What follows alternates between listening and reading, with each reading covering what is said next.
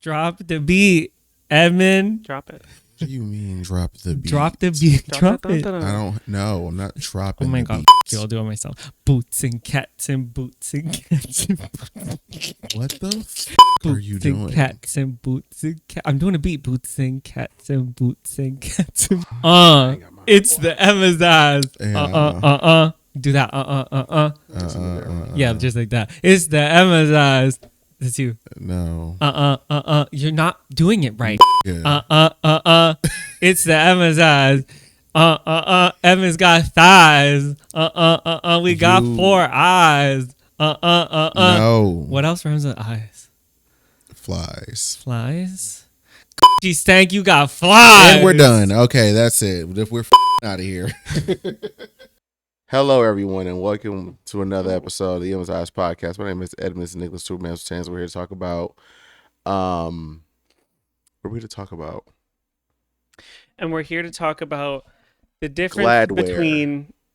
Oh, Don't get mad. Get Gladware. I don't think it's glad to wear. It's just don't get glad because like mad doesn't rhyme with wear. Welcome to the Emmizzie podcast. My name is Edmon Nicholas. We're two men's hands. We're here to talk about how you could have had a V8.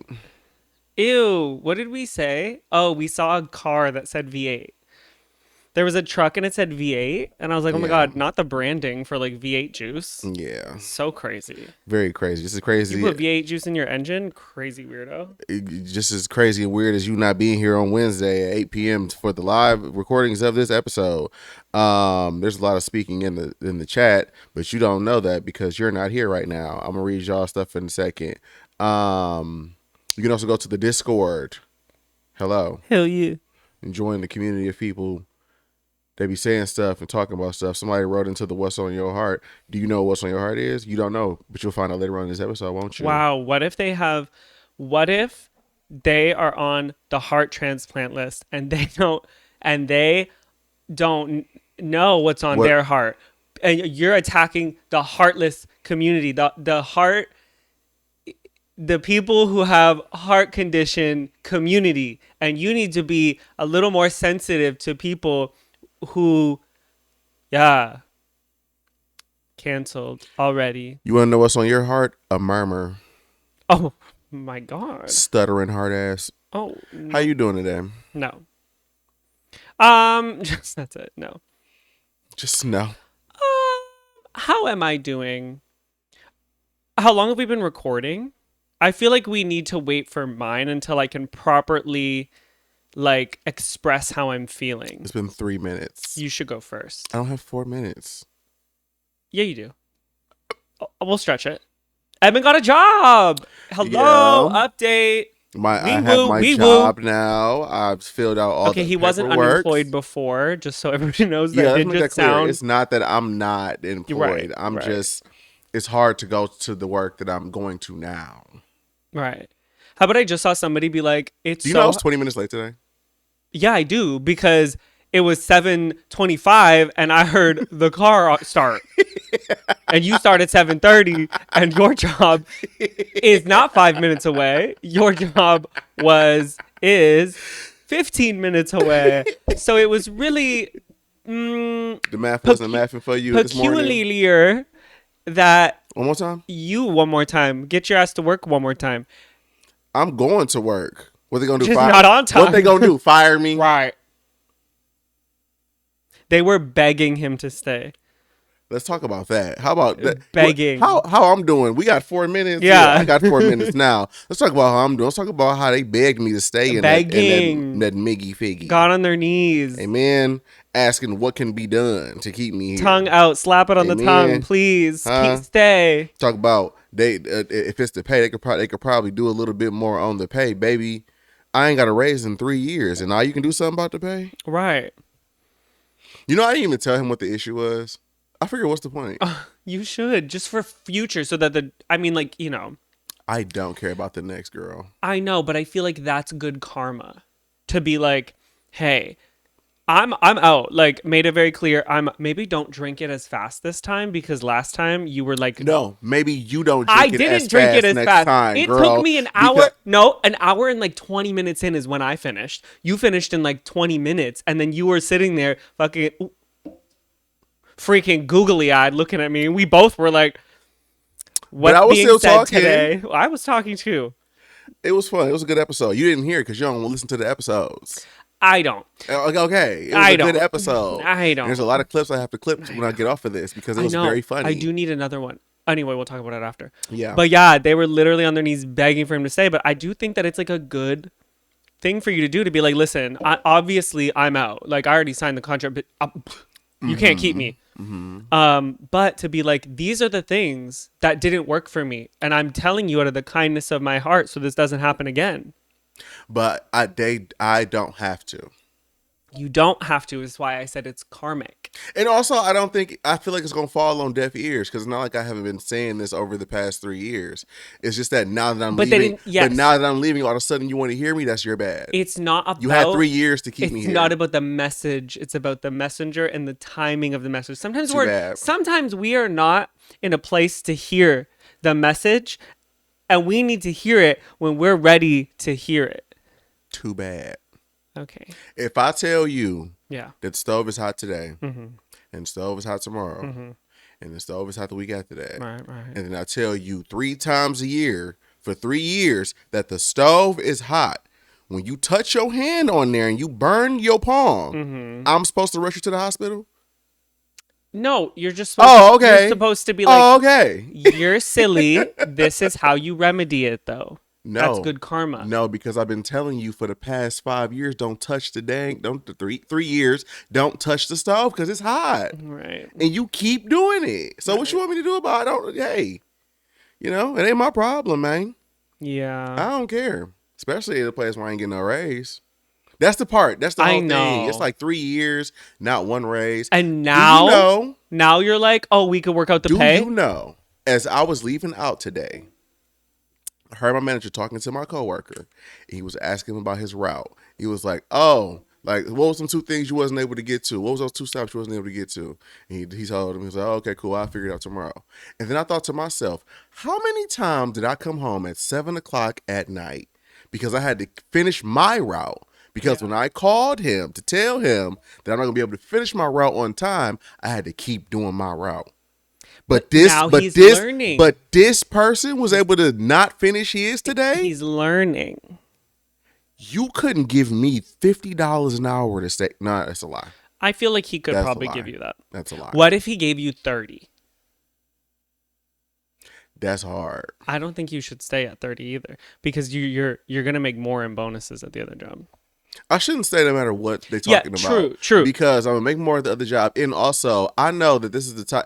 I don't trust jobs. I never have and I never will. Sign a contract, $100,000 a year, then that's it. Then I'll No, even that I'm not going to do it. Even that I'm not going to do it because I don't trust jobs. If they start paying you more, they're going to expect you to do more. I'm doing supervisor stuff at minimum wage. Well, not minimum wage. Yeah, but like as a team member rate. Yeah. So if y'all paying me $30 an hour, but they gonna make me do everything in there. Yeah, true. I already do every damn thing. Yeah, true. Remember when you went in and like, didn't you like organize all these things and did all this blah blah blah blah, and like you didn't have to? You were like the warehouse is like super disorganized, so you like went in and like. So I went in and organized the shelves because the shelves were in disarray, and every time we went to go try to find boxes to deliver, we couldn't find them because the shelves weren't organized. Yeah. So I took the initiative to create a system to organize the shelves. No, number one, nobody did it. So I did all that work for no reason because nobody even paid attention to it. Nobody even cared. They didn't even do it. And then the stuff that I did fix, they just went back in there and messed. Like there's no reason for me to stay. Yeah, there's no reason to stay at all. It's time. This job is just so much better. So yeah, Edmon got the job. Yeah. Last week we were like, no, 2 weeks ago we were like, Edmon has an opportunity to get a job. Then the next week we were like, Edmon has an interview for the job, and then he has a further interview in 2 days, and now I'm solidified. I signed. I did all my paperwork. I did my I-9, girl.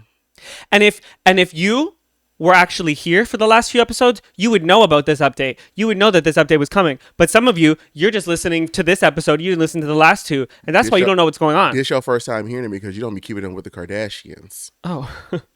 Okay. I wonder if we should plug up the phone. Oh, you didn't do that? Normally you do. I have it over here because the charger's over here. So how you think we're plugging up the phone? I don't know. Anyway, how are you doing? You can see what the thing is. Click the right yeah, here? yeah. And it'll click the blue. Right here? The blue. The blue. Click it. It says it right here. Oh, just kidding. Okay, so yeah. 40%. All right. Just keep an eye on it. I'm going to just keep that up. Just keep an eye on it. That's what I do. Anyway, how are you doing? Because it's been 10 minutes, and now you can cuss if you want to. Well, I'm sorry to rain on his parade. Again. Right, weekly. A second time. Let me tell you something. You didn't hear it because you didn't listen to the last episode. Last episode, I was on your ass because you kept trying. In the beginning? No, or they're through the episode. Like through the episode because you kept. It was a back and forth the whole episode. Oh, okay. Because we both was. We need one of those. Stuttering. We need one of those. Yeah. We need one of those. Yeah. This is one of those moments that's very much like, are you really about to ruin this moment? You know what? I really have to. In a real way. I absolutely have to. So, what happened? Get this. Oh, what happened? Get this. Edmon's like, oh, I'm going to go see my mom, go to my parents' house, hang out. Here you go, bro. Every episode, dog. This is your new thing. This your whole thing now? So last time I tried to do something, you tried to deflect. Like you immediately flipped it and tried to deflect. So I'm going to need you to just quiet down, pipe down. I don't think I'm saying anything. Go ahead. Your lips are doing a lot of this when they need to do a lot of that. So he goes, oh, I'm going to see my parents, whatever. Every time we go to their parents, there's food, some drinks, everyone's having fun, there's people over. He goes, has the audacity, yeah, you can come if you want. If I want? So you don't want me to go. So obviously you don't want me to go. Because why wouldn't I go? That's not what happened. That's what. Oh, so tell me. Oh, okay. That's not what happened. Oh, it's not what happened? Did you say if you want? Did you say the words if you want? Those three words, yes or no? It's a yes or no. Okay. It's a yes or no. That's okay. Yes or no. So yes or no? I'm going to provide context since you decided to omit that part to try to damage my character in a real way. Okay. Huh? Follow me. If you can, you can hear. Follow. You stole that from me. I don't give a shit. Colonization. He in the bed, cozied up with the pooch. Amen. I was going to see my mama any goddamn way. So I'm like, yo, I'm about to go to my mama's house. But you don't think I want to go see her? Did I give you your time? No, you interrupted. I go because I see that he's comfy in the bed. He already on his phone watching his TikToks and his live streamers, his Indian live streamers. I do watch a couple Indian live streamers. Eating what them little rolls called? See, you're just making shit up. You don't even know. Put punchkis? No, what they call taquitos? No. What I used to always eat from that Indian store when you was in Chatham.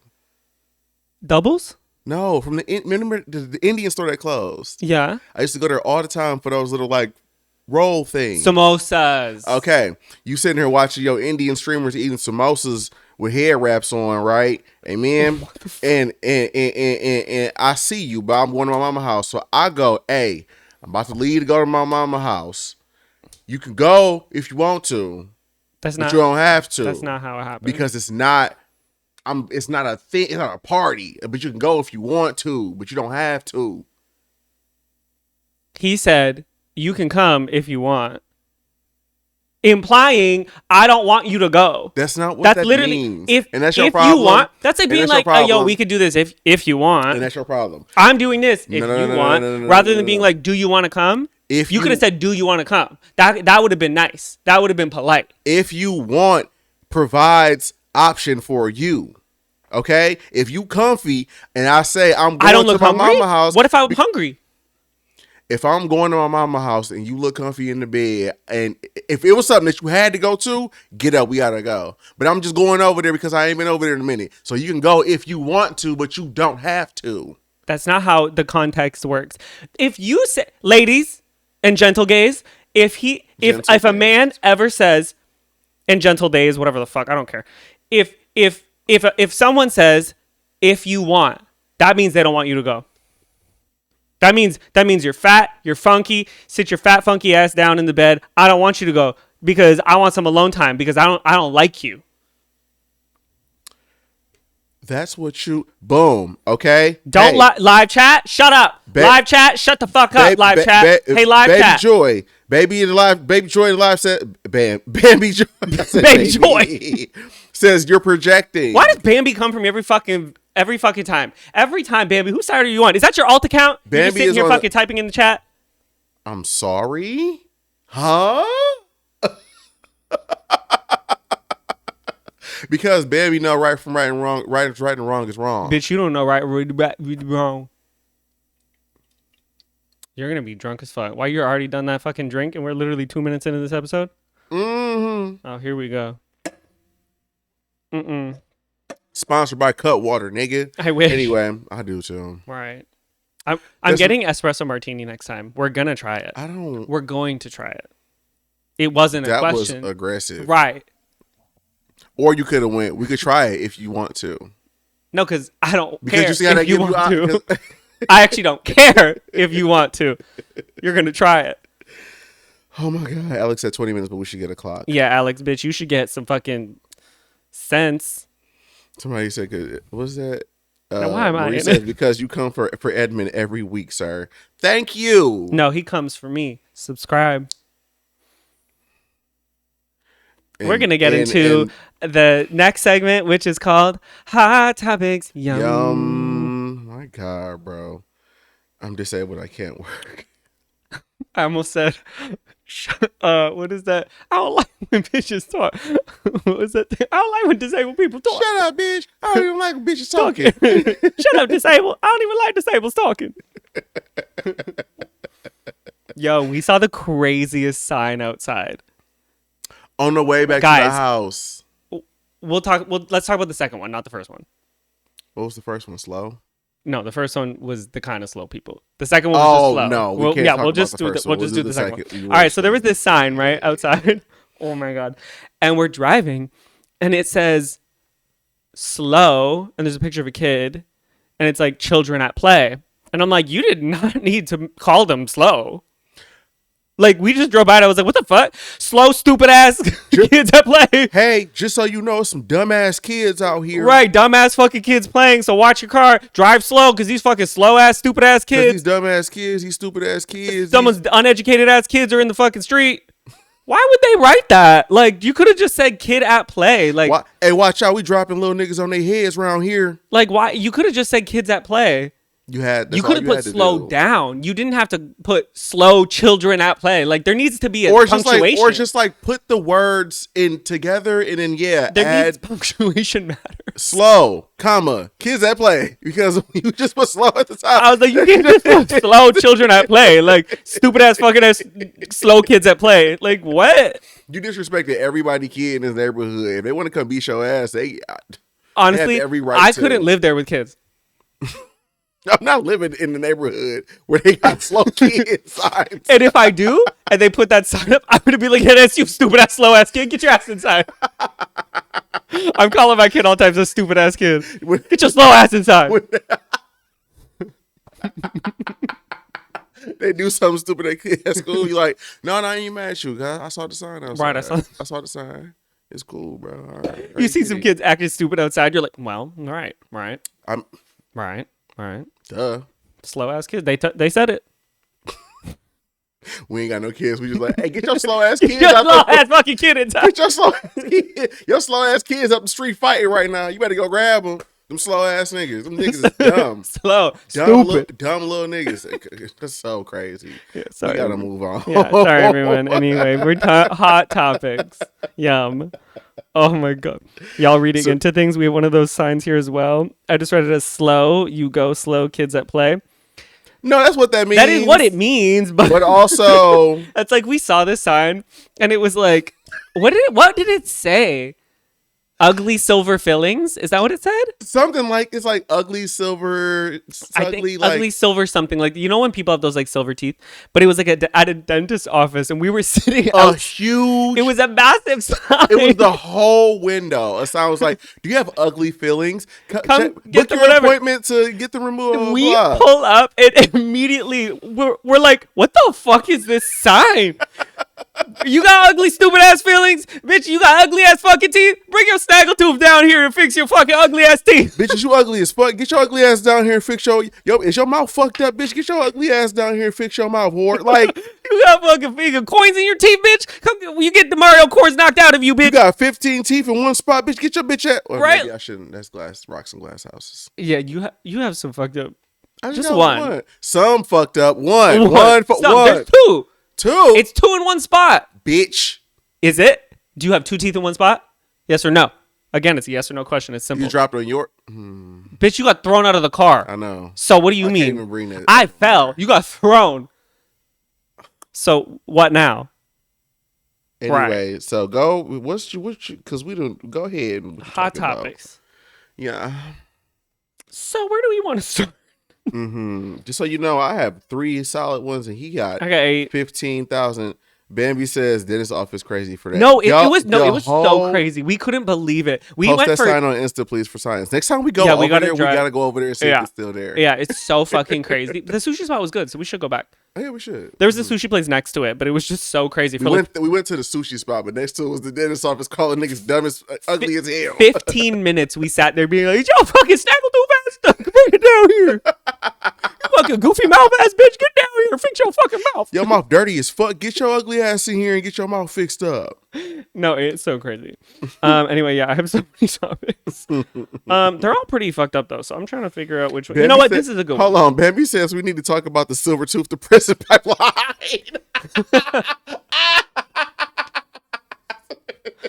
Oh my god. Yeah. We got to talk about the missing side tooth to prison Okay, pipeline. it's the missing side tooth. It's the pretty smile, but they smile too big, and you're like, oh my god. Do you know what I loved when I was in grade school and my tooth fell out, and I could just keep my mouth closed and put a straw in through my tooth? It was super convenient. It was very convenient. Then you're just like drinking like this. I've never lost my front teeth. I just lost like the side ones, not What? the front. These 2 front teeth. I don't think I believe you. You must have amnesia. You would have lost all your teeth, no? That's how baby teeth work. I don't think I lost all of my teeth. You lose all your teeth.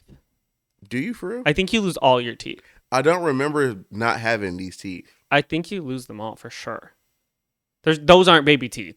Those are chiclets. Like, you didn't have those as a obviously, child. I just thought that they like, up until this point, I just thought that they like just grew over time. No. Like your bones grow. No. Teeth are just bones. No. I mean, yeah, Teeth but are bones. yeah, but that's no. You definitely lost them. I don't believe that. I don't think that's true. Okay. Anyway, so this story is crazy. Mm-hmm. So it starts in Florida. All right, well, we already in hell. Let's go. So there's this man and this woman, and they recently got arrested because, well, let me tell you what their nicknames are: Miss Dookie and Mr. Clean. Let's nigga grab Right. the e-brake. Miss Dookie and Mr. Clean. That's what the Do we have police dubbed ages them. for these people. Oh, they called them that. The police dubbed them that. Miss Dookie, Mr. Clean. That's fucked up. Bitch, if you call me, I think they're like 37 and 40 or something. Miss Dookie. Is there a reason why she's called Miss Dookie? So what happens is they go into a store. I think it was Family Dollar was the most recent one. They're arrested. They go into the store, Family Dollar, and he fills up the cart with cleaning supplies and what was the other thing? Cleaning supplies and beer. Okay. Okay. She then proceeds to start shitting on the floor to create a distraction. He then immediately Stop. No, he does. No, stop. Yeah. Oh, right. Stop. Okay. Stop. Yeah, we can take a sec. This is a lot of information to take it at one time. So, You mean to tell me, in order for these people to steal cleaning supplies, Yes. And beer. and beer, Yes. you got some goddamn, you got a 6-pack of hams Okay. and some Mr. Clean. Yeah. And the diversion that y'all came up with, Mm-hmm. out of all possible diversions, Is this Florida? yeah. They couldn't just walk in and cause a scene. It's Florida. Okay. Listen. Alex said, I'm gonna come back to that. So you shitted on the floor? So she shit on the floor to cause a diversion so he could leave with the cart full of stuff. And yeah, they got caught. Obviously, because there's multiple reasons why y'all got caught, number one. Right. But I feel like the main one is that you're leaving with a cart full of things. Yeah, he should have just been like low key and shoving shit in his like sleeves. You know what I mean? You're supposed to put stuff in your pockets. They must have not stole as kids like we did. You got to put stuff in your sleeves. Well, they're probably high. They probably did this high. I hope. Imagine being sober, taking a shit. Can you imagine? No, because here's the thing. Obviously, this was planned. This isn't like a first time thing. This was planned. And that's my other problem. So you were like, how do we steal and create diversion? And she goes, I know. And lets out a little toot. And he's like, methinks. I like this idea. Y'all, you need to clean up. How is she ready? Is she just like stewing on it during the day? And she's like, it's time. Like, because I can't just walk into Family Dollar and start squatting. On command is crazy. You know, like she probably had to stew on it, do the thing. Imagine being an employee, bro. Hey man, Imagine you're just working at Family Dollar. It's like your regular day. You're like, here we go, blah blah blah. See the same customers, blah blah blah, and someone just takes a shit. The fucked up shit about Family Dollar too is that it's always the same, like 2 or 3 employees because they understaff to keep profits high. But I'm not cleaning up somebody's shit. Like I'm just not. That's my thing. Like that's one of them things we're gonna have to like draw straws. Do you want to hear something crazy? So one time I was teaching and a little kid peed in class. The kid was like 5 and under. The kid pees in class. Okay. When you're that young, your parents are always there. So the rule is that you, as the teacher, clean up the mess. No. Right. Not me. Oh, no. On my resume, it says dance teacher. Oh, no. So I immediately go outside and I tell the mom, I said, your kid peed. Here's a bunch of paper towel and some cleaning supplies. And the owner comes up to me and is like, no, that is your job, blah, blah, blah. And I said, oh, do you want me to pull up my resume? Because not once does it say janitor. It actually just says dance teacher. So I'm here to teach dance. Listen, your kid pissed in class. I get it. They're like 5. It can happen. 100%. However, that little nigga didn't slide out of my Bucci hole. Amen. No. So you take your ass in there and you clean up what you made. Yeah. Because by proxy, you made the baby made pee. Transitive property, you've made the pee. So go ahead. And as far as I'm concerned, if at 5 your kid is not potty trained, get your ass in here. That's how I feel. Hey. Yeah. Hey. But yeah, how fucked up is that? I just want to know who came up with the plan. Bambi says they used to shit in the fitting room when I worked at Nordstrom Rack. Tammy told me that people would literally take shits she used to work at a store. I can't remember which one, but that people shit in the change rooms. Hey man. I don't even know, between people shitting in the changing rooms and people beating their meat in the gym showers and at the saunas and stuff like that, I have no problem with, hear me out. Okay. What if we take a little bit of money from the defense budget? Okay. Allocate that towards a specialized group of people that stop the bullshit from happening in these places. How? We get government officials. Shoot the people. Sure, we can do that. Yeah. If you take a shit, we have one government agent at each Nordstrom Rack For every dookie drop on the floor, 1 bullet to the foot. We gonna measure how tall your doodoo is, okay? Mm-hmm. Every centimeter is a bullet we gonna put in your ass, huh? If you beating your meat in the gym shower, Every stroke is a lash. Yeah. Every hand stroke in is the a shower, lash. in the shower. Yeah. Oh, yeah. Yeah, you gotta be wet when it happens. Yeah. Because you was wet when you got Hot ass fucking water. Yeah.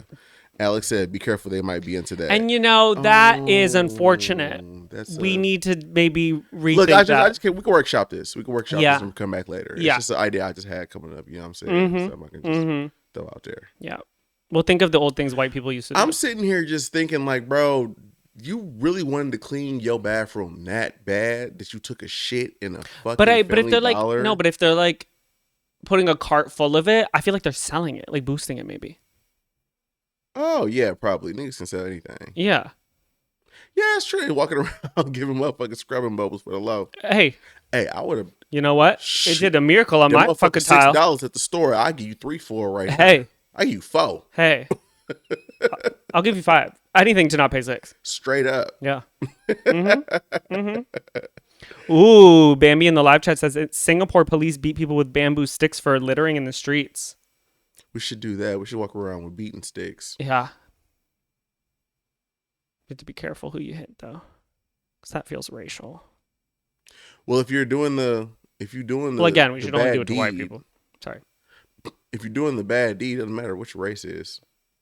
But see, that's what they say about police violence. If you weren't doing the bad deed, police would do this X, Y, and Z. So there's a tricky little line there. There's a difference between lying on a nigga and somebody who's shitting in the change room. Shitting in the change room. Yeah. You know what I mean? If you shit in the change room, it doesn't really matter what your race or gender is. Police, how they like plant drugs on people just to arrest them and beat them? They start shit. They start shitting in the change room. You catch a police guard fucking nuts out, just shitting in the change room. I don't know why his nuts are out. Nuts out? I don't know. What? Nuts out? What would they be in? Maybe.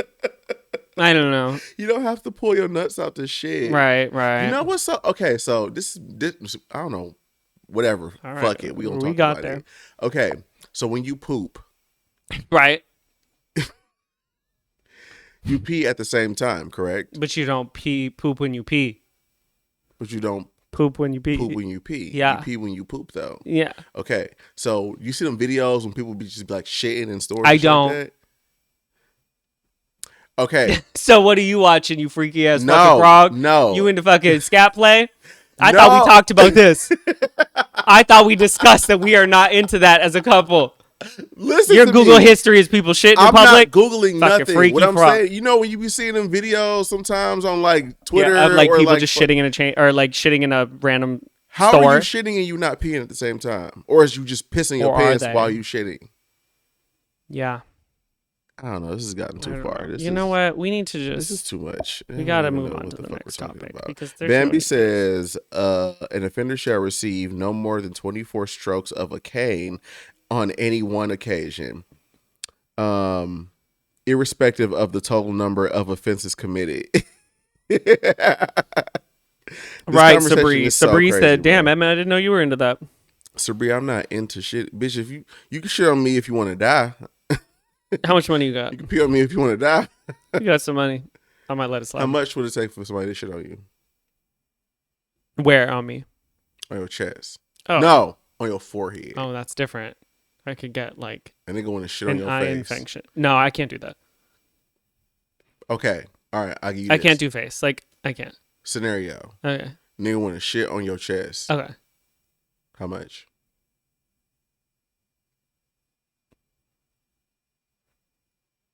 For real, how much? How much real money right now? If a nigga watching this right now, I want to shit on your chest right now, how much they got to invoice you? $20K. Okay. Probably less. Diarrhea shit. How much then? Water. Straight. But how do you know? Straight. No, but how liquid. do you know it's going to be that? Straight. You just they know. No, but you're taking the. They know. You don't know. They know. the bubble guts. They got to be jizzlets walking into the room right now. They didn't had 6 tacos, nacho del grandes with the spicy sauce. Yeah. Okay. Went home, had some curry pasta with it. Amen. It's a whole lot going on, bubbling. They got kombucha, all type of shit just rumbling up in there. Mm-hmm. Ain't about to be nothing but straight waterfall. What you doing? How much? $30K. That is cheap. Yeah. Yeah, baby says that's too low, Bestie.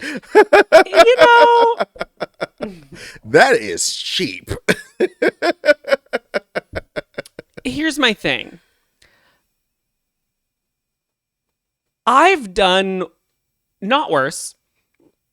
I've done a lot for less. Because hear me out. Hear me out. As a gay, Okay. I've been shit on. Like, Well, we all have. with no, like, you know, because there's accident, you know, you're choosing It to enter the happens. poop chute. It You're, happens. you know, you It never know. happens. Yeah, You it never, happens. you never know. You never know. And that was free. So So are you saying 30K would change. 30K could do a lot for me right now. Are you insinuating that getting shit on is not that bad? It's not my first choice. This nigga said getting shit on is not that bad. No, That's it crazy. is. Like, That's crazy. I don't welcome it. I'm not like, hey, you know, drop it low. But also, it's a risk you take as a gay. And secondly, if someone wanted to fly me to Dubai to get shit on like those girls on those yachts, I would do it. I mean, I don't like it. It's But you also got to be into puke because I'm gonna throw up. but it's somebody, yeah. You also must be into puke. That is, I will puke. You have to be. You have to like both. Sometimes I regret not shitting on that guy when I was a stripper and he asked me to shit on him and I said no. I regret it sometimes. How much was he gonna pay you? I don't know. I just said no immediately. Because you was like, what the fuck? I do was you like, mean? sir, absolutely not. I would have got stage fright. I don't know if I could. I don't know if I can shit on somebody. Oh, I've been pushing so hard. If somebody fucking offered me like 25K, I will be in there like, I pop a blood vessel in my eye. I will walk into the back rooms normal and leave traumatized with a red eye. Alex said you'd be perfect for my ex. Oh yeah, her ex was into that.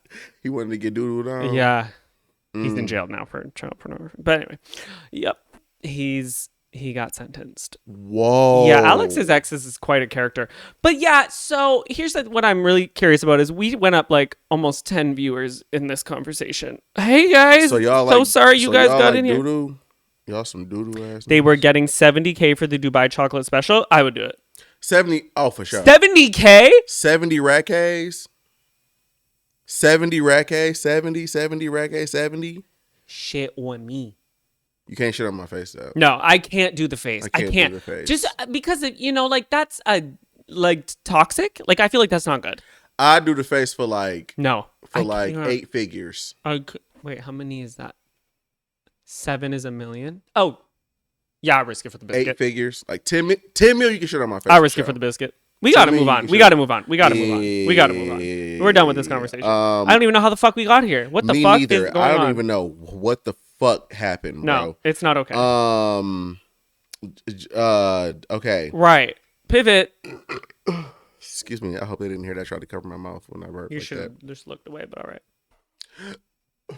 Yeah. Anyway, so Sarah on Love Island. Ooh, we're talking about this guy? Love is Blind. This guy? Huh? Is this the guy? Sarah. Like the guy who is like, Oh no, it's a whole different. It's two okay. people that did that. I talked about Sarah a couple episodes ago. I think it was like 2 episodes, something like that. From Love is Blind. This is the girl who was with the guy Ben, who was asking him in the I don't know what you call it, the chambers, whatever the fuck it is, when the wall was up. Chambers. I don't know what you would call that. Yeah. Pods. The pods, yeah. When they were talking, and she said that she didn't like his answers as far as like the Black Lives Matter stuff. And like Oh, social justice and shit like yes. that. Okay, so this is When he was like, I could go either way. What is the that other guy, way? That guy. So spoiler alert. Okay. She ended up not marrying him at the altar. Good girl. Okay. She said that she didn't want to marry him because she felt like she didn't really like how he was as far as like the answers would be as far as political things go. I didn't watch the season, so there's a lot of stuff that I don't necessarily know. But she, I guess over the season was asking him, like, kept bringing up like politics over and over and over again, and she just didn't like his answers. Like his answers would be very like general, or he would just like say things that like I feel like he was just trying to just like appease her. Like she would ask him stuff, like she would say stuff about like, I think it's important that everybody gets treated equally and like LGBT rights, blah blah blah. And he's just like, yeah, no, I don't have an issue with that. Like, yeah, like no, I'm totally with you with that. Like, yeah, I'm so like, yes, man, but no actual answers. but no actual fucking answers. And so she didn't marry him when it got to the end of the show or towards the end of it. And on the ride home, or when they left, she left with her mama and her sister, and she was talking to them in the car, and she was saying how like she didn't like his answers as far as like Black Lives Matter protests happened or were concerned, because they lived in what was it, Milwaukee, I think it was, where it happened. George Floyd. They're from the city where George Floyd happened. And that's where the show was filmed. And so she was like, well, I don't understand how you can't have it. Because when she asked him about it, he was like, well, I don't really like get into that. Like, I don't really blah, blah. She's like, how do you not get into that when we live in, when we drive in the city that happened in? So it's fucking crazy. Such a huge thing globally, let alone in the literal city. I mean, literal riots was happening insane, as far as this, and you to not have an opinion is fucking. It's crazy how many men on this season didn't want to share their opinion on camera. Why would you go on a reality TV show? Well, I don't think they expected that, because they're not the type of people who. Did they not watch the show? Because these conversations happen. Who knows? Yeah, his exact answer was, "It doesn't affect me, so I don't think about it." Serenity says. Oh my God, Serenity, we're doing your What's on Your Heart today. Sorry. Oh, okay. So it's that one. And then she also said how she asked him about how he feels about his church's views. And he said, well, he doesn't really like think about that either, or he doesn't really have like an opinion about that either. And so she went to look up what his church is about. Ooh. And she found that they're very like, when it comes to like sexual identity, she said they're very traditional. So you know what that means. She didn't like that. So yeah, she left that nigga on the altar and just left him out, whatever, blah, blah, blah. I feel two ways about it. Okay. So on one end, I'm like, good for you. Like, yay, because you standing on business. Like, your whole thing, the entire season was like, I need to make sure that you align with me as far as like these social issues go, because I refuse to be with somebody who don't align with these things. And that's beautiful. That's perfect. That's cool. I love that, blah, blah. However, and I know I keep saying I ain't gonna talk about white people, but I feel like, and again, I didn't watch the show, so maybe there's a lot of context I'm not getting. There's a lot of information I don't know, so just take this with a grain of salt.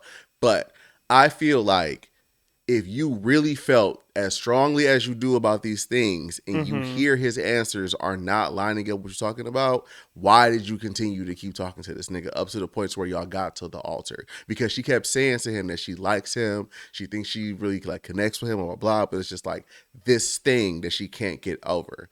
And I feel like like I said, if you was really standing on that shit, how you say you standing on that shit, you wouldn't be, because it's almost like you're trying to give him room to like, not what I'm trying to say.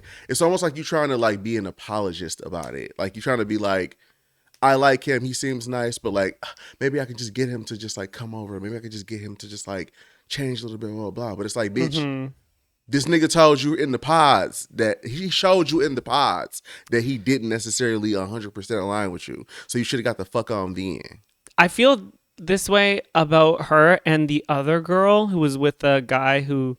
Yeah, you don't remember their names? I don't remember their names. I meant to look them up before the show. The other Republican guy. And this is how I feel. I think it's hard because they're on a TV show. So a lot of them, I feel like, wait. Like you hear a lot of this shit in the pods, but you're like, we're being filmed 24/7. But we're not when we go home and we eventually like live together. So now I can get real answers. It's kind of like how that girl was like, I heard him say stuff and I was kind of like, but clearly he didn't want to talk about it on camera. So I waited till we got to our own situation. And then I was like, oh, okay.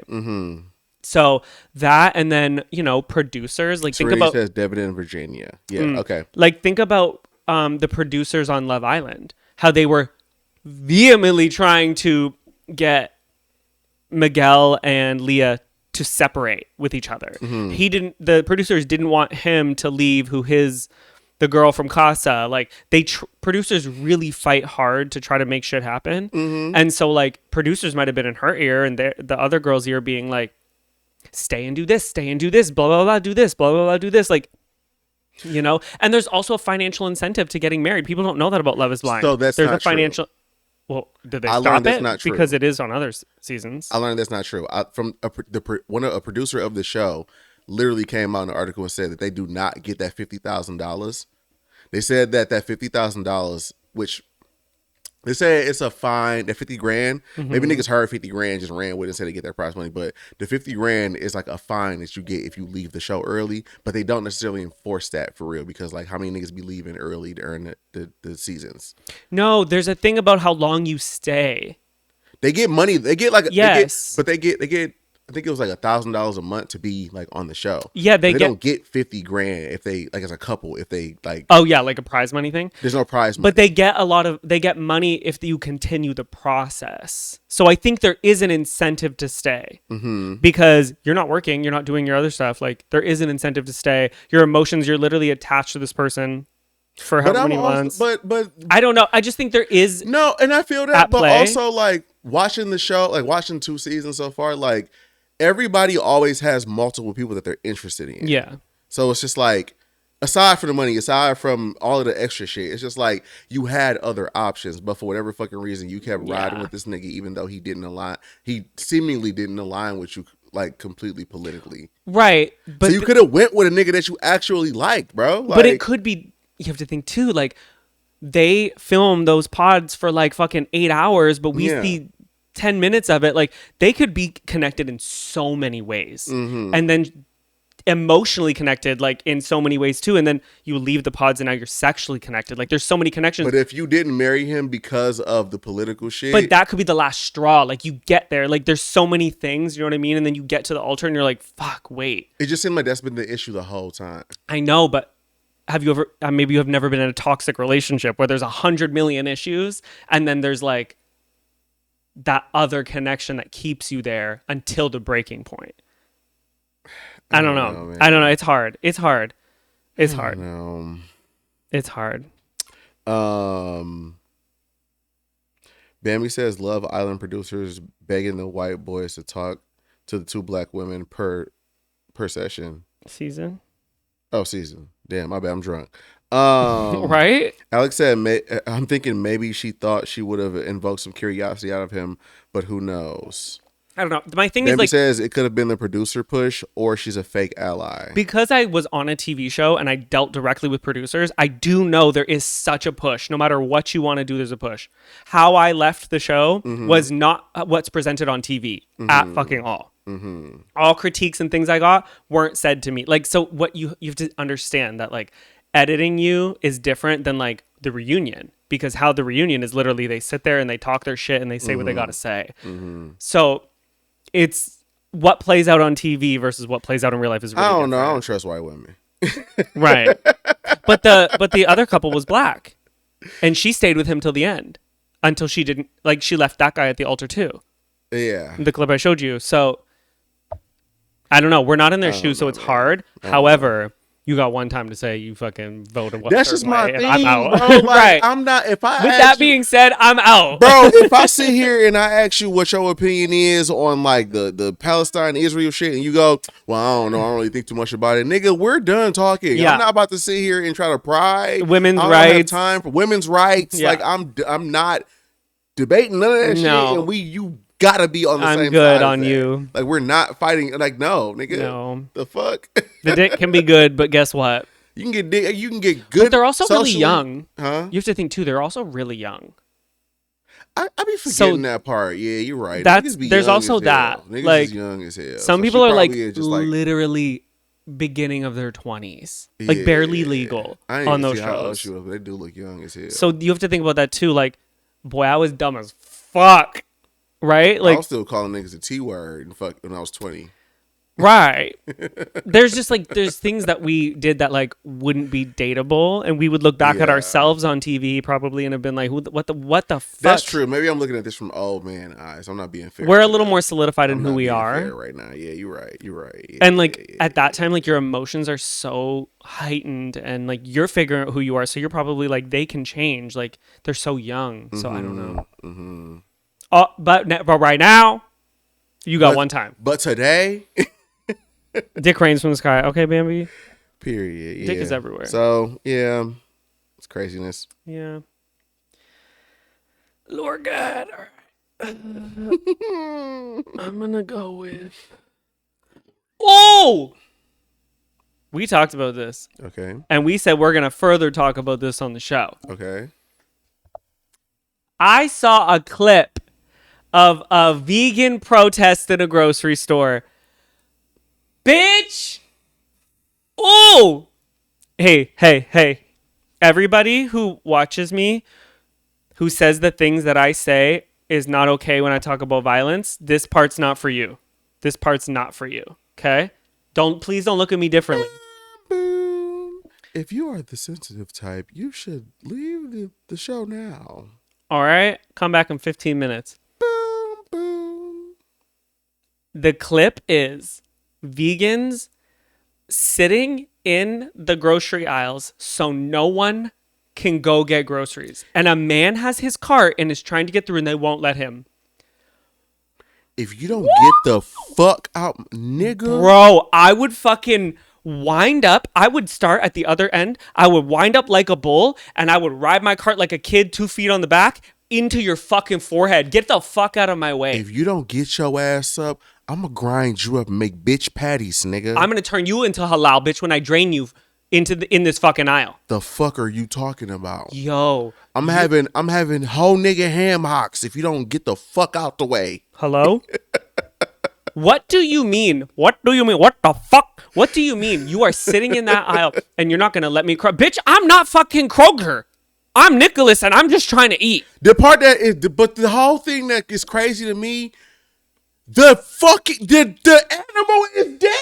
You in the store. Go protest. We just woke my dog up. Go protest at fucking My nigga. Maple Leaf Farms. Go My protest nigga. at the people. I don't know. The killers. What do you call them? The cow. Farmers. The cow is dead. The pig is dead. The lamb is dead. The bacon is made. Okay?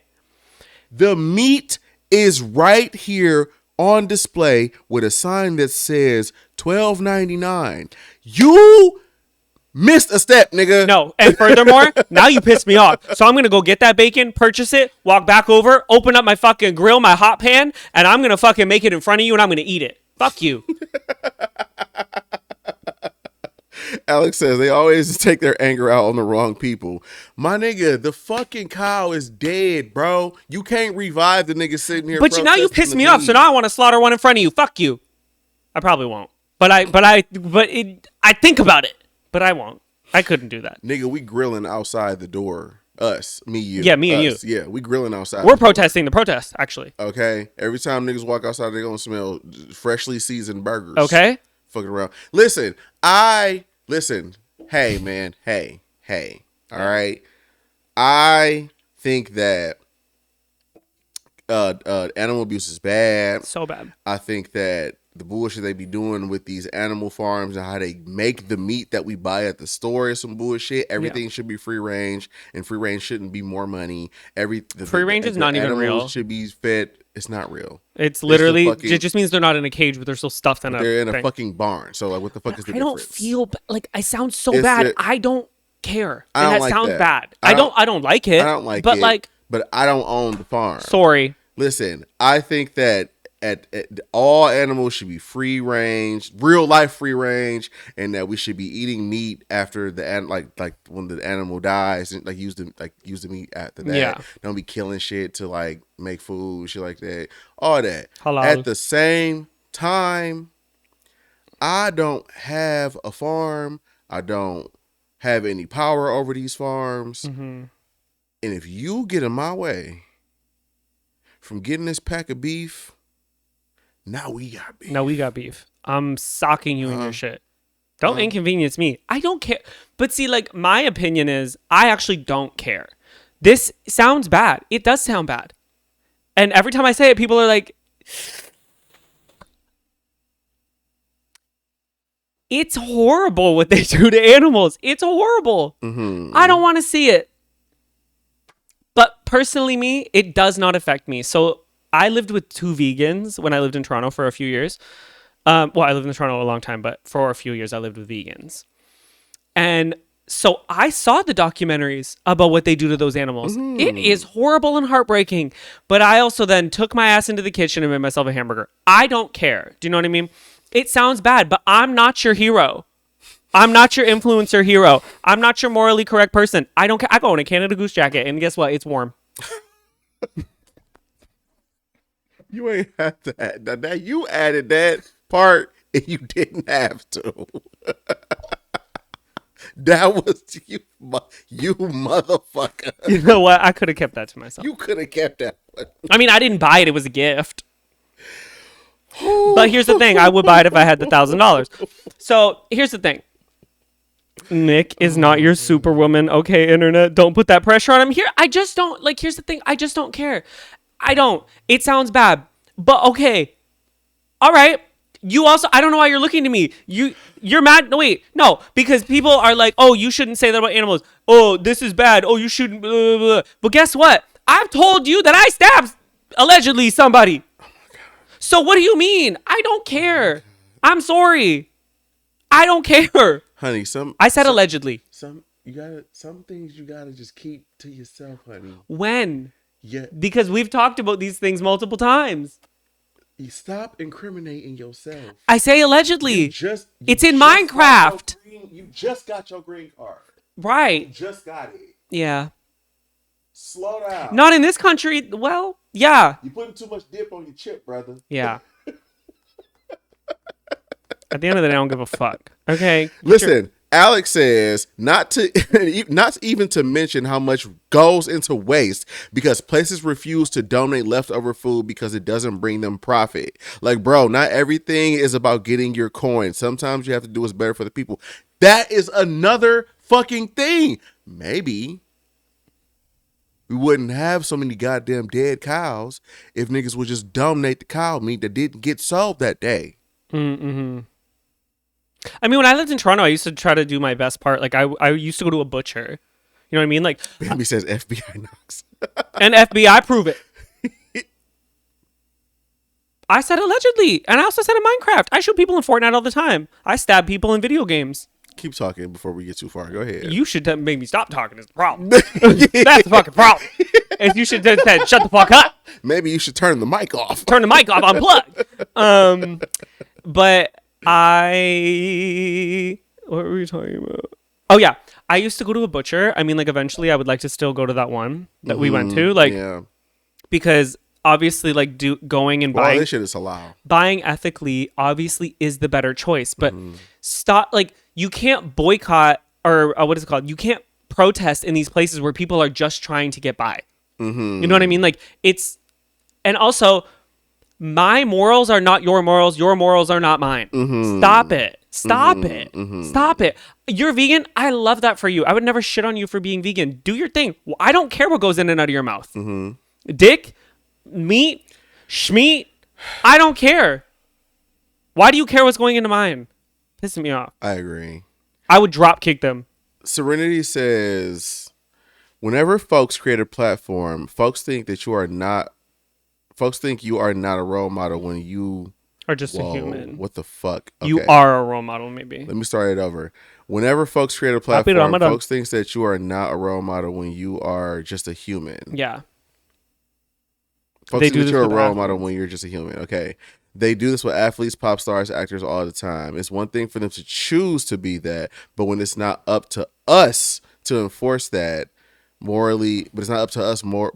This reading thing is hard. This reading is tough. But look at, I'm trying to help. I'm trying to read it. Yeah. Serenity wrote a little drunk. Yeah, she was mad as hell. She wrote this. Okay, she basically slammed her hands on the keyboard. She basically said there's one thing to choose to be that way, but it's not up to us to enforce the morality or leadership role onto them. I've said it 100 times. Like, it's not, if you want to people to be those role models, if you want to amplify that what you think is a morally correct voice. Oh yeah, happy Ramadan, niggas. Amplify those voices because they exist. Don't make me into what you want because those people already exist. Amplify them. Don't comment on my shit. Piss me off. I'm a he, not a she. All right, well, Serenity. Oh damn, my bad, gang. Serenity. Noted. Okay, well, since we're on the topic of protesting, blah, blah, blah, right? I have an opinion that I want to share about something that happened recently. So, I am of the belief system that boycott activism is fucking stupid. Right. I think that when people say, we're going to boycott this place, we're not going to buy from this place, we're not going to go to this place, I think that it's admirable. But it's fucking stupid. Why do I say that? Because I think that we are in a place now that Bambi says Edmon needs that education connection. Bitch, fuck you. Okay, Bambi, thank you for finally getting off my fucking neck. How about that? How about I'm drunk and I'm trying to speak and it's not coming out right, whore? How about that, huh? Lord, here we go.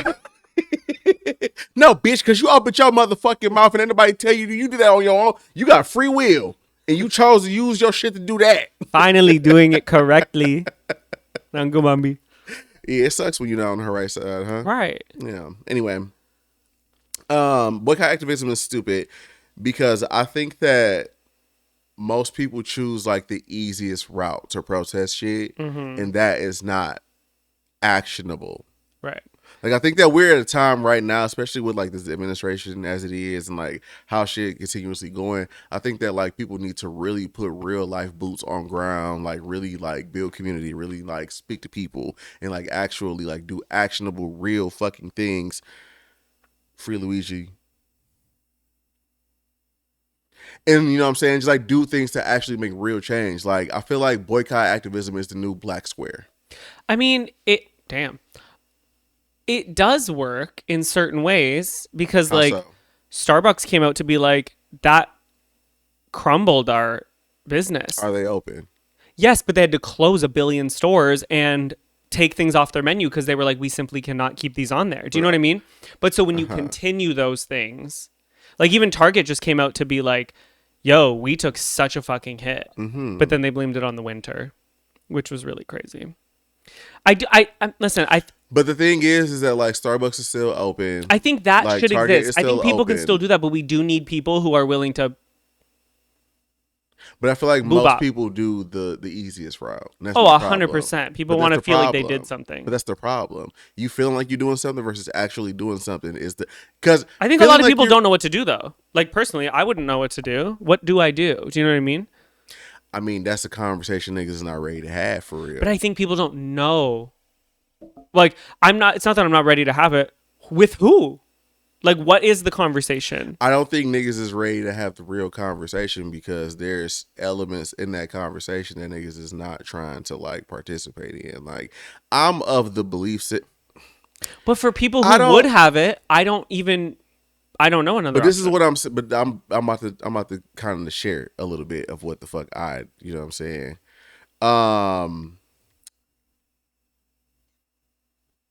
I think that what the hell's going on? So the reason why we have public transit is because the Montgomery bus boycott. Okay, the difference between the Montgomery bus boycott and the boycotting of DoorDash. People boycotting DoorDash? Yeah. But the difference between the Montgomery bus boycott and the boycotting of motherfucking Starbucks is that niggas just stopped going to Starbucks. Niggas was literally like walking. They was walking to jobs back in the day. Like they was doing again actionable fucking thing. And also not going to get coffee from, don't piss me off. Not going to get coffee from a fucking Starbucks does not change the fucking socioeconomic political fucking landscape, bro. When you choose to not ride the public transit that your taxes go to, your local government is impacted by that. When you don't get on the public transit, your local government goes, my constituents are fucking pissed. When you don't go eat from DoorDash, you don't go to Wendy's, you don't get coffee from fucking Starbucks, nothing changes politically. What the fuck are we talking about? Yeah, it's like when you boycott, it's gotta impact the government. It has to be a real thing. Well, it's gotta be a government thing. It can't just be a business. Don't boycott Starbucks. Fuck Starbucks. Don't elect your fucking local your governor if he on some bullshit. Don't let your mayor if they on some bullshit. Vote against the nigga. Like, what the fuck? You niggas don't vote, and then you niggas don't vote, and then y'all go online talking about some y'all didn't go to Starbucks and y'all felt like y'all did something. But for the people who did vote, do you know what I mean? So say you did vote, but you're still at a loss. Your next move has to be something that does that is a government type thing. It can't be like a business because the government has nothing to do with Starbucks. So listen, this is what I was gonna get into before I even got into that whole thing, right? Okay. Don't ever disrespect me rocking the rope, sitting with another man. Bitch. Anyway, listen. I feel like when niggas hear the word revolution, they don't understand that when niggas was doing real revolution back in the day, like, I don't know if I should say this on here because of you. Yeah. I want you to get deported. You have to be careful. You can't talk about the government. You can't talk about any of that. Because they are actively arresting people. All I'm saying is we at a point in time personally where I personally feel like there needs to be more push for Luigi type shit. And everybody not willing to do that. There's a certain, I feel like, this is what I'll say this. How about this? This is a safe way to say this. I feel like there is a line to how far majority of people will go in order to make sure that we all collectively have a good life. Yeah. And I think that line is not as far as niggas think that they really will take it.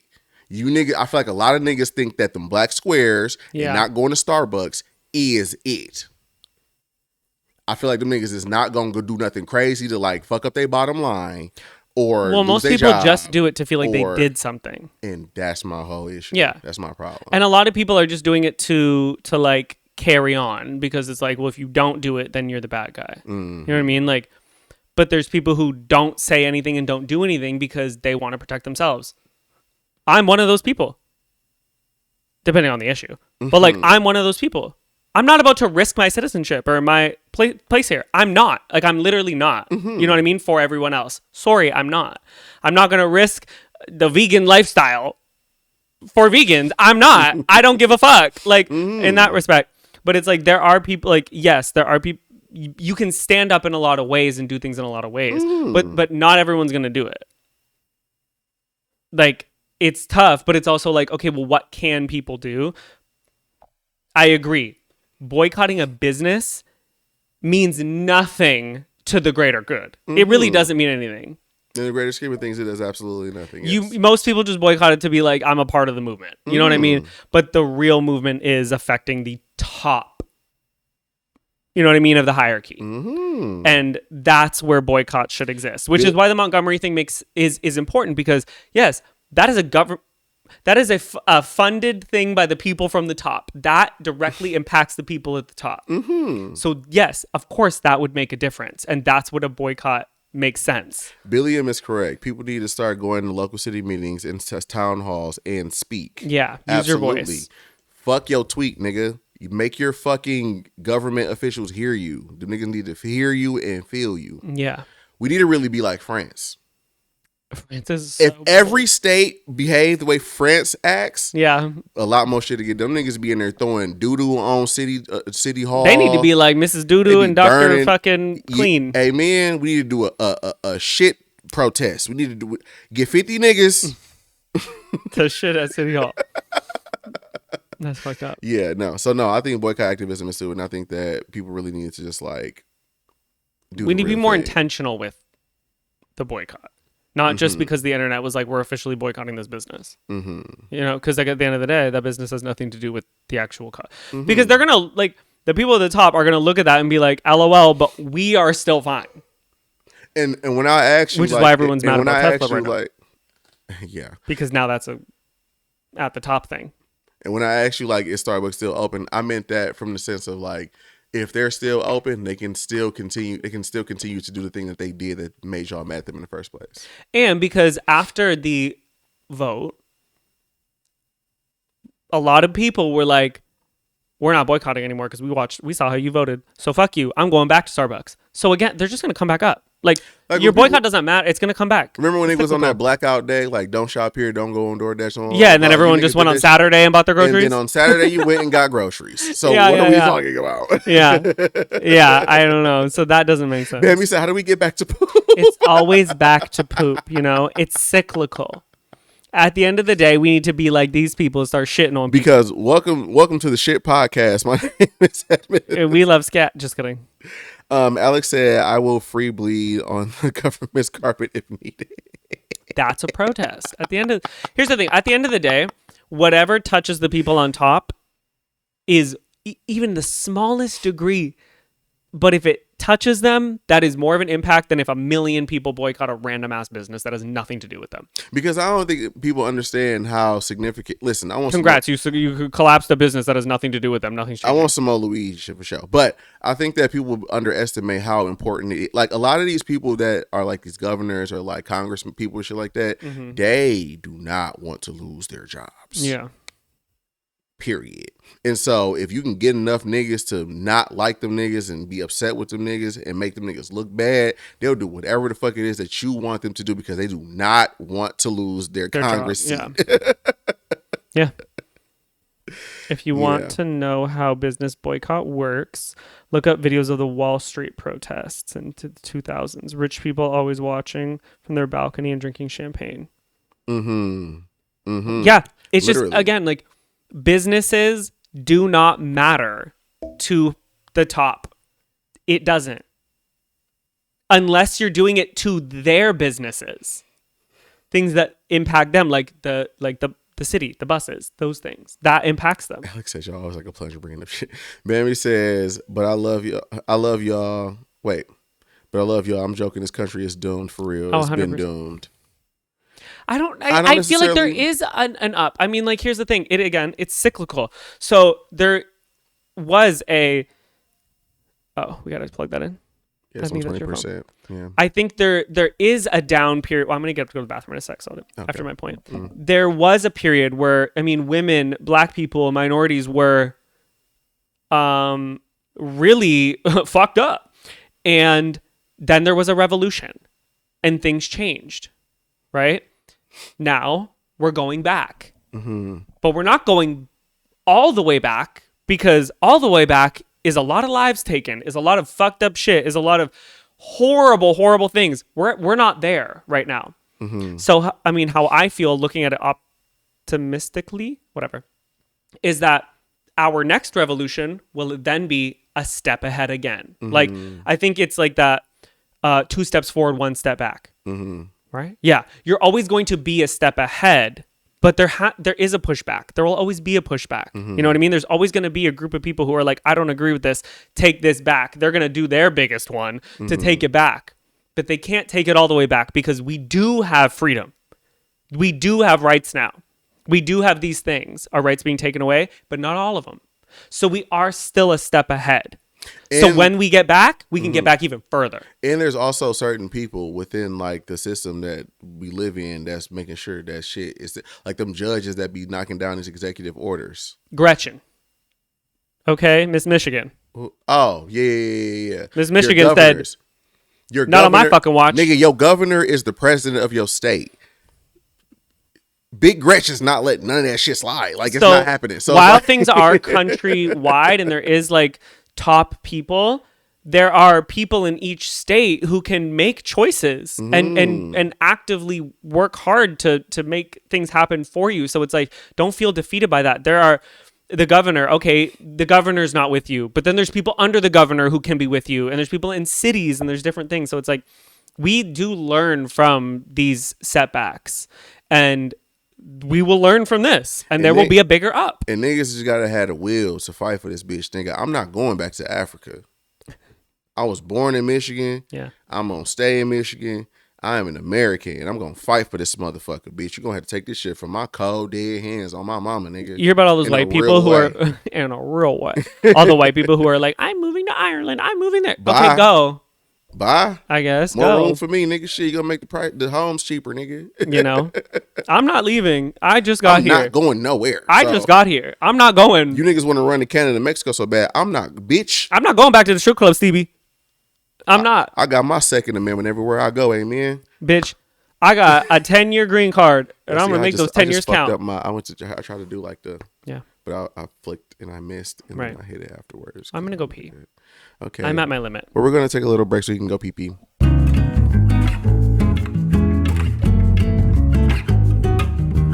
And we're back.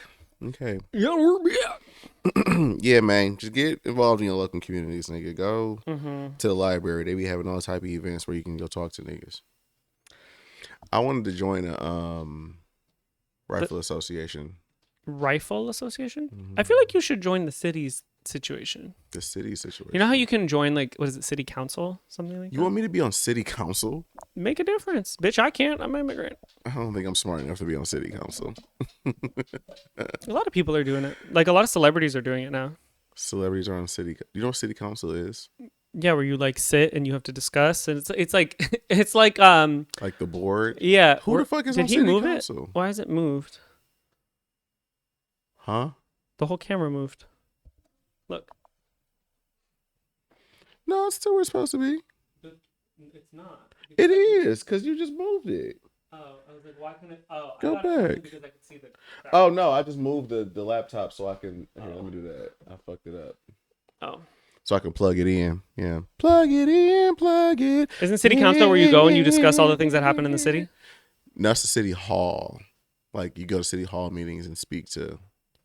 There's something that. The council is like the mayor and like superintendent and like people who are like officials within the local government. There's something, and it's like you can become a part of the city thing, and it's like you have a say. Like you go and you have to go to all these meetings, and they discuss everything from the roads to the rights to the city laws in the city. Yeah, you can be a regular person and go to it. You just have to No, you can be in city hall and like share your opinion. To be on the board.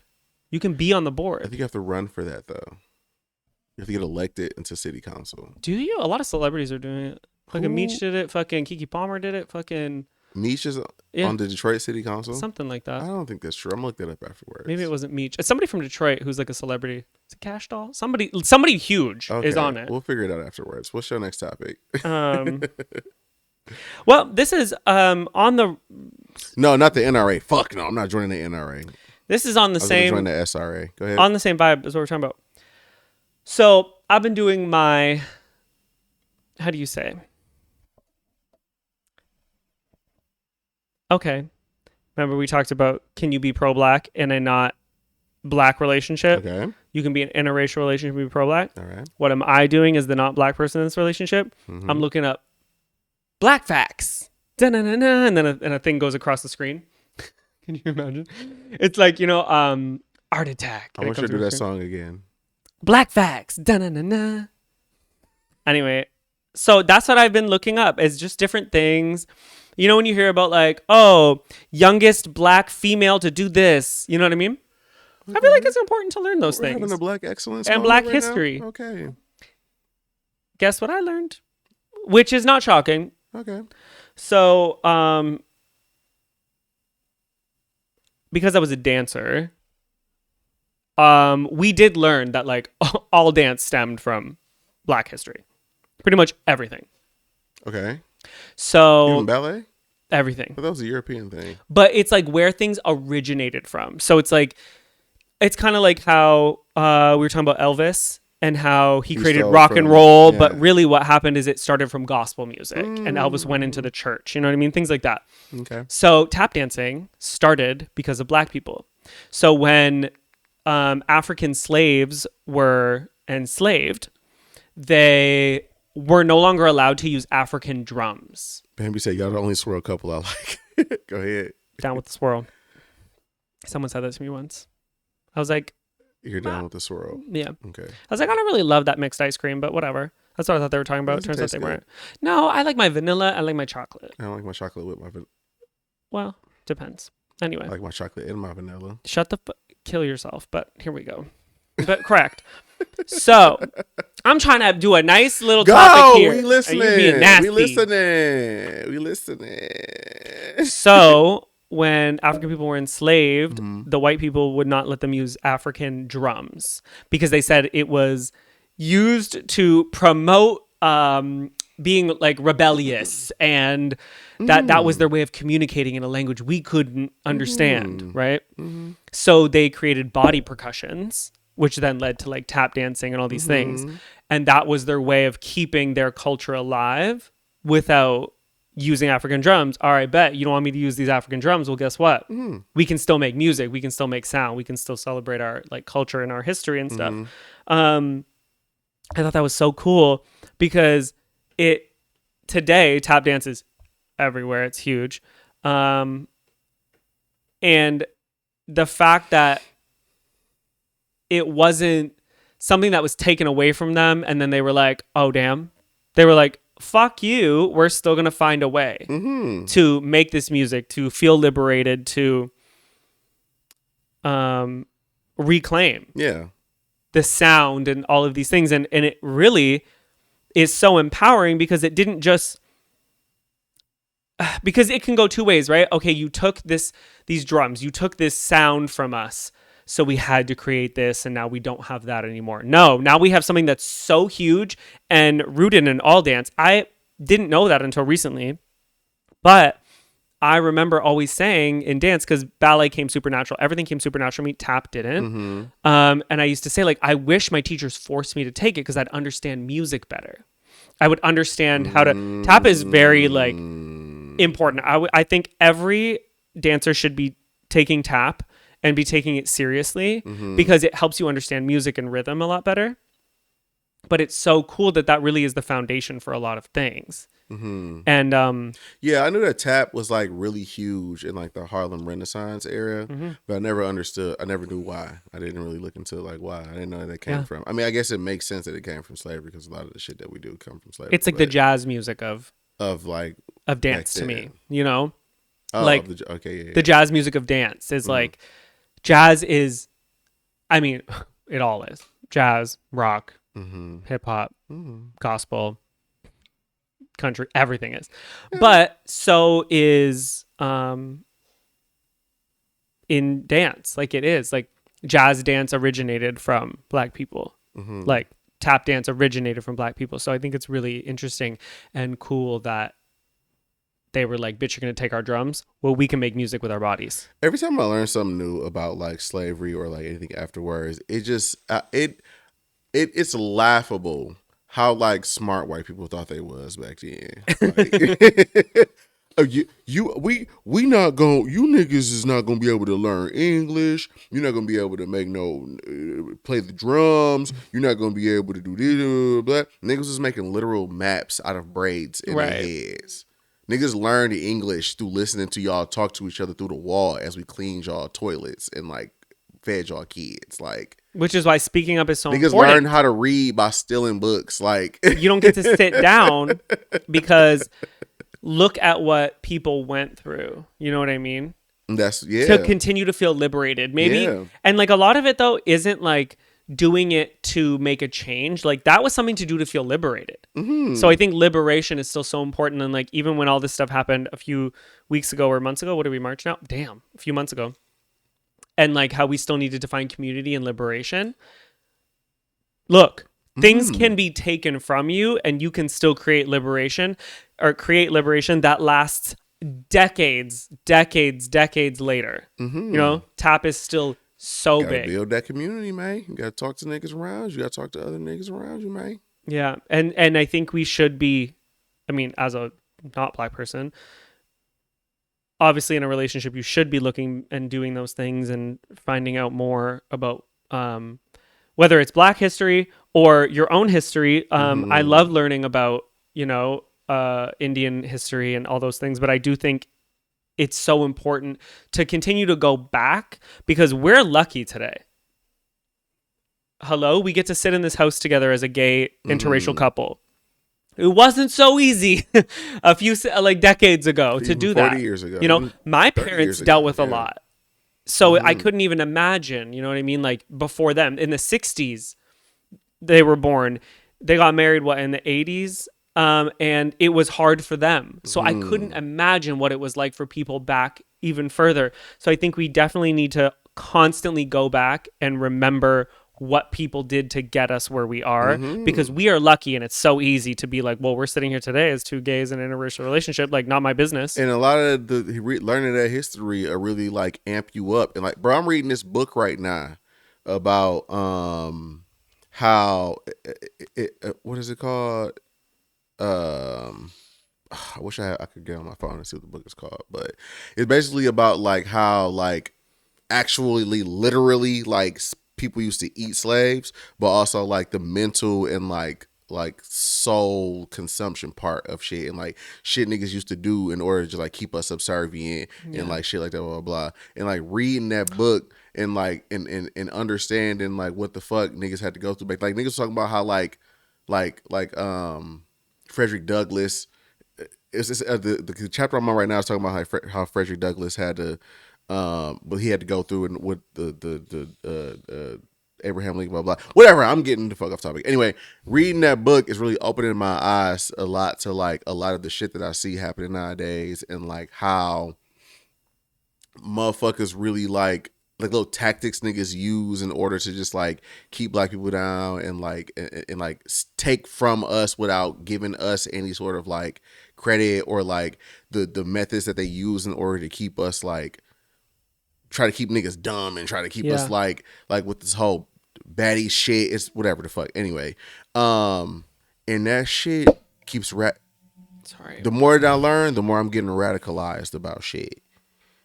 Because I'm just like, oh, so all of this shit is a game. This is not new shit that this shit been going on. They just keep re-rocking the fucking tactic and just keep working over and over and over and over again because the generation before me didn't know it, because they kept it. I don't know it because the generation before me don't know it, because the generation don't know it because every generation they keep trying to instill these same, it's the same shit, new generation. You have to, that's what we have to. You gotta learn history. You have to go back. You have to go back. You have to. That just reminded me of something I saved because I wanted to show you. Mm-hmm. But I'll talk about it here. But this wasn't what I saved to talk about on the show, but I'll save it to talk about you. What? To tell you.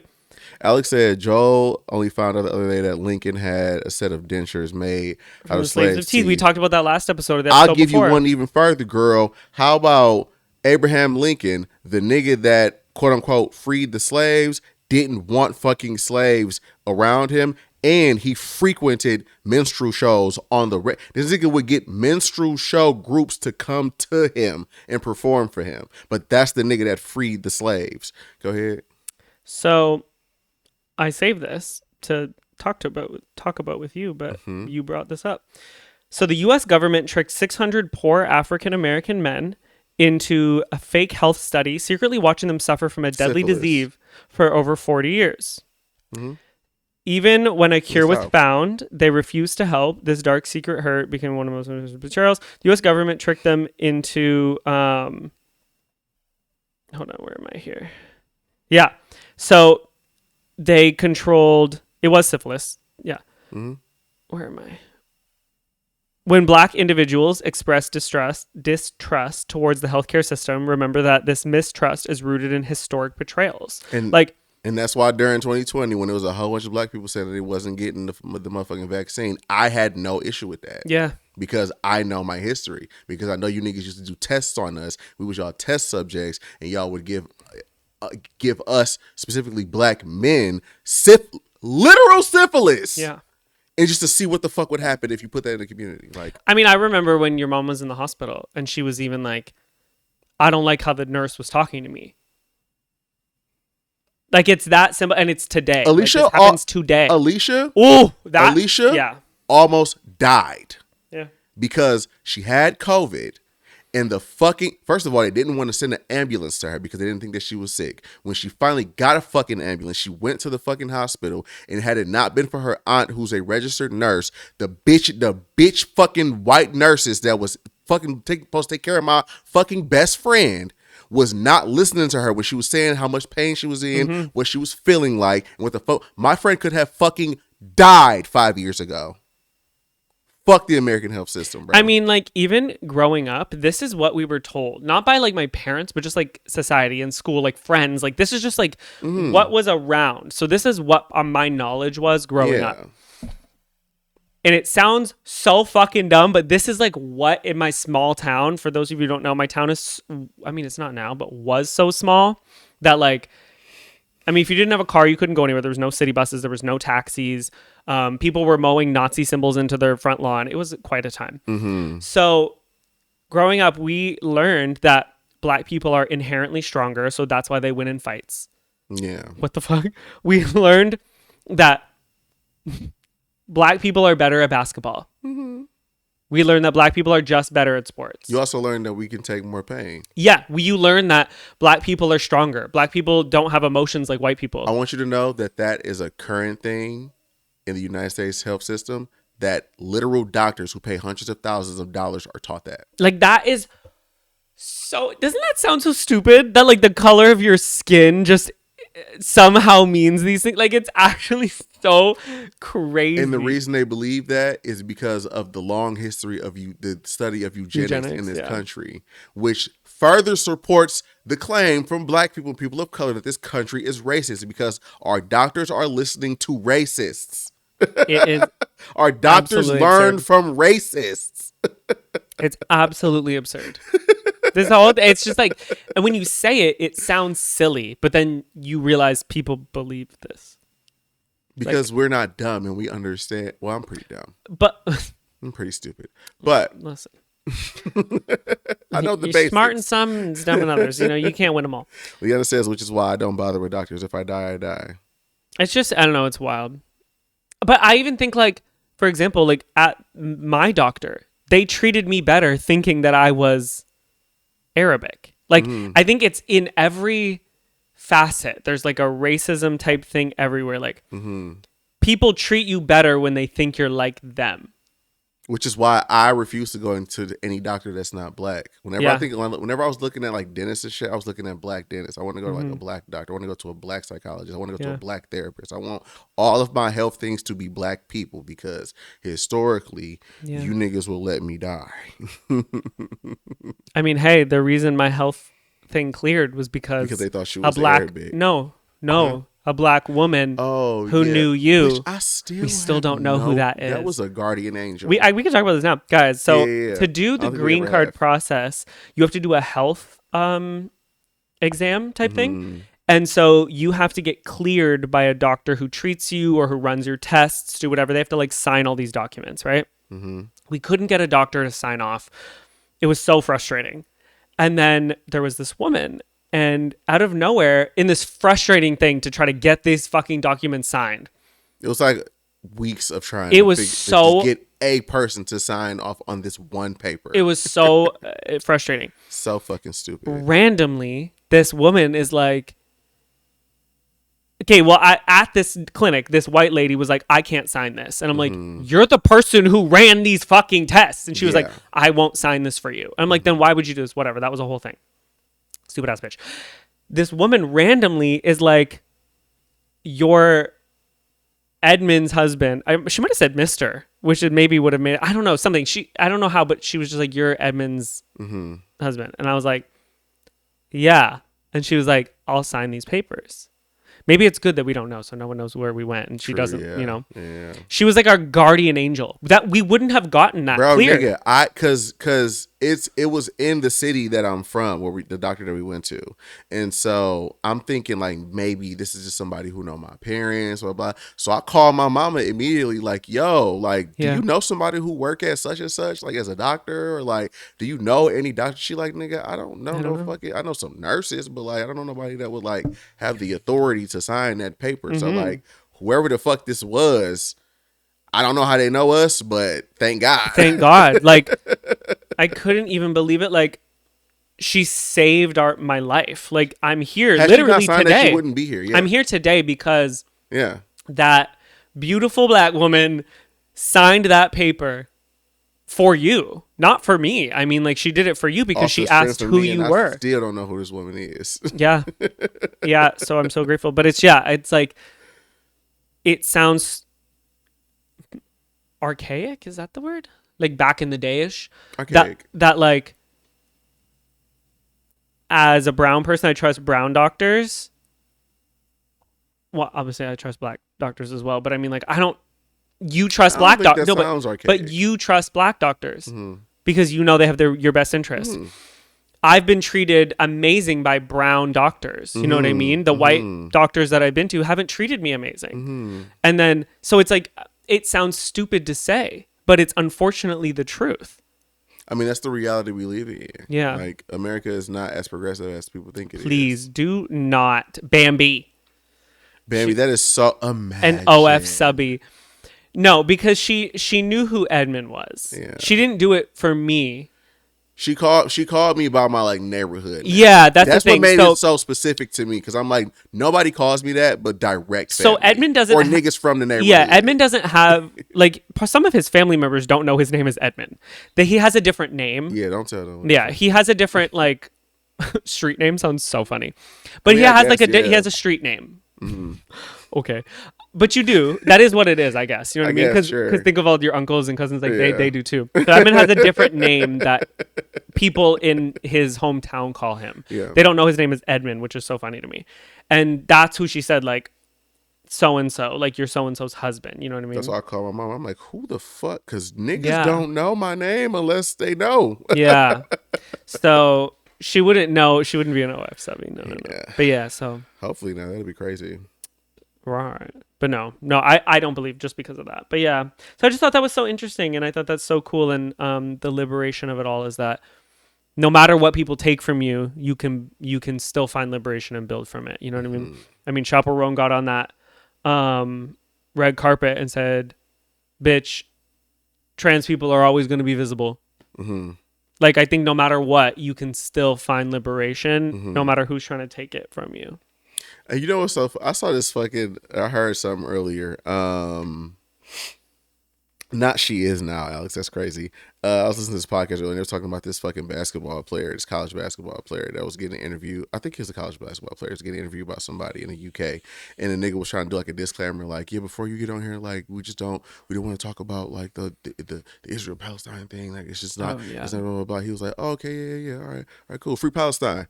Because bitch. Because the fuck are you talking about, nigga? Yeah, shut your bitch ass up. Yeah. Speaking of people shutting their bitch ass up, we're gonna talk about the Doechii drama. Okay, here, hey, listen. So, if you didn't know, Twitter's on fire. Twitter, Threads, Instagram. Straight men are in the uproar, and we need to be very concerned about them and their feelings and everything that they have going on, because straight men are important To who? all of us. To themselves. They mad at Doechii because Doechii recently did a Hot Ones interview, or a Hot Ones versus episode with her DJ. And one of the questions that came up was, do you consider to be a red flag when dating? Yeah. And they have to guess each other's. When Doechii's turn came up to be guessed against, I guess you can guessed against. When Doechii's turn came up to her DJ had to guess what her red. Yeah. Her DJ said something about like bad music taste, blah, blah, blah, blah. Doechii responded, no, you're incorrect. My answer is, she flips the thing around. It says, being a straight man on her board. Yeah. She wrote it out. She says that You have to at least be a little bisexual if you want to date me, because being a straight man is just fucking crazy. Yeah. People are mad, by the way. That's why they're mad. That's it. Yeah, they're mad at that. They're talking about how this is I'm going to try to hold my face together when I say this because I want to be very serious right now. They're saying that this is an example of misandry and heterophobia, which what the fuck is that? I'm terrified of hetero people. I have heterophobia. I've never heard it. I'm terrified of them. This is heterophobia, and Alex says I agree with them though. This is heterophobia. Straight men are being under attack. This is misandry. This is awful. I usually don't get into back and forth with niggas on the internet because Alex said I'm a proud man. This is crazy. No more straight cis men. Hashtag Bambi says in the live chat. Guys, stop. Straight men are important. They are. They matter. Yeah. Not to me, but to someone else. Sorry. So look, I don't get into a lot of back and forth with niggas on the internet because I'm 30 and I'm at the point to where I understand that. Are you only 30? 31. You're 31. I was going to say, there's no way I'm about to be 34 and you're 31. 31, and I'm of the belief system that the majority of niggas on the internet are either like bots or they're fucking stupid. Like you haven't said it every episode. Well, I don't know if Tammy's here. She doesn't like when I say it. No, Holly. Holly said she doesn't care when you say it. Niggas are bots or retarded. So listen, I literally said to hang white people. I think you can say retarded. Well, people don't like white people. They like mentally handicapped Yeah. people. Anyway, this is my message I have to straight men, okay? Listen to me. I'm not going to cuss you out too much. I ain't going to cuss you out at all, probably. Well, we'll see.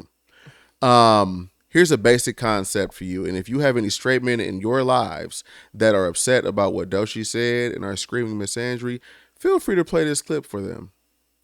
My brother. I was going back and forth with a nigga on Twitter or on Threads. He was talking about how some bullshit, blah, blah, blah. But his whole point ultimately was that hate is hate. And what she said was hateful and he doesn't like it. Okay. My brother. Hate is hate. Mm-hmm. However, hate is not equal to other hate, nor does all hate have the same effectiveness. Not all hate has the same weight. Not all hate has the same weight. What do I mean by that? If Nick, if I'm a teacher, if I'm a student, you're a teacher, mm-hmm. and I fucking hate your guts as a teacher. Yeah. Right? Best case scenario. I'm going to be an annoyance on you to perform your job. Yeah. I'm going to make your day hard. I'm going to make it hard for you to do your job. I'm going to make it hard for you to get your points across. I'm going to make it hard for you to just do what you have to do every day. But if I hate you, I could ruin your whole fucking life. But if you are a teacher who hates me as a student vehemently, you have the power to impact my literal future. Yeah. Why is that important? Women hating men is an annoyance to us. It's is fucking the best case scenario. It's just you have to look at these people on Twitter say things that you don't like. But a man hating a woman could be the literal end of her life. Yeah. And for you niggas to be walking around this bitch screaming misandry and heterophobia, which isn't a fucking word, because who the fuck ever says that?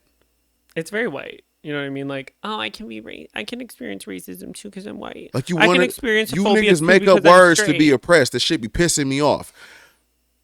You niggas either one of two things. You niggas don't understand the patriarchy and how it works in this country completely because you got dropped on your fucking head. No, we got dropped on nigga. our heads, so that doesn't work. We can't even use an excuse. Can't even no use more. it. We can't even use that excuse. We got dropped on our heads. Here we you are. Niggas is just dumb. Fighting for rights. You don't understand the patriarchy. You're fucking retarded. Right.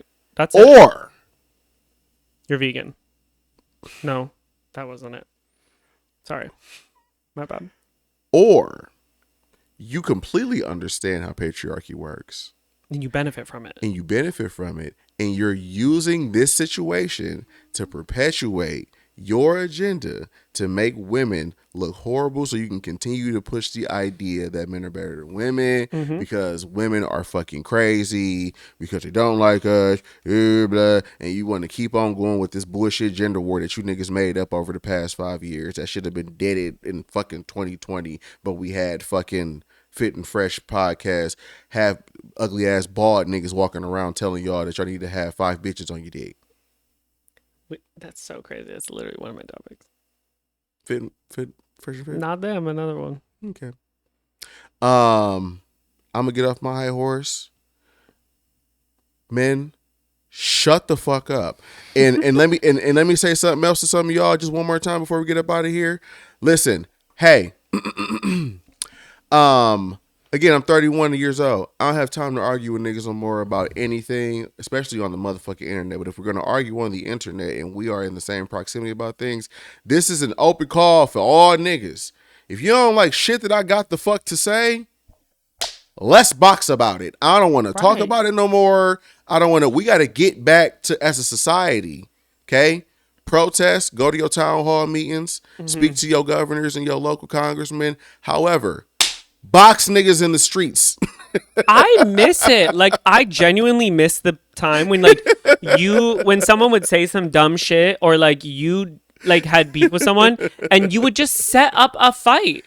I don't like what you said. Meet you me at the like park. What I said. I don't like See you in the bathroom. Like cute. We're going to run a hot 30 seconds in this bathroom stall real fast. Like, I missed and get it out the way. And then it was just like, we just moved on. Do you know what I mean? Like, I really actually do. I hate this whole like, oh, you can't because you could be deported. You can't do this because now the internet. You can't do this. You're going to lose your whole career. You'll be fired. Can't. Like, I hate it. Like, what happened to just fighting? I can't. Like. You can't deport me. No. Amen. I hate that I have to watch what I say and what I do. I hate it. I used to deal with things so differently before we fucking met. It pisses me off. I really hope we get back to start hitting niggas. Like when niggas just be saying stupid shit in public. I gotta buy a shiesty. You gotta buy a because shiesty. The ponytail, it's really unforgiving. Like if I get into a fight and one person films it, boom, and we know who it is. Yeah, but if we put your shit in a bun, throw the shiesty on top, who is that? Yeah, that's what I'm saying. It's just a nigga with a big ass snout in the back of it. So he got into a fight. Right. I gotta figure out a way. You know? Because people need to be I don't know. I'm gonna start. I'm definitely getting comfortable with the idea of just socking niggas in public for sure. Yeah, I love it. I support it. They're too comfortable being behind the screen. Yeah, and that's the problem, bro. Like, Nick got to get a bonnet. Yeah. I feel like I have a little bit of bonnet on and then shiesty on top of the bonnet. I think I gotta cover like my beak too. Like I think it's too recognizable. Bonnet on and shiesty. Okay, yeah, shiesty I think is great. I think that would really work. Yeah, shiesty and a wig cap. I agree. Yeah. Mm-hmm. Anyway, that's all I have to say about it. Do you have anything to say about it?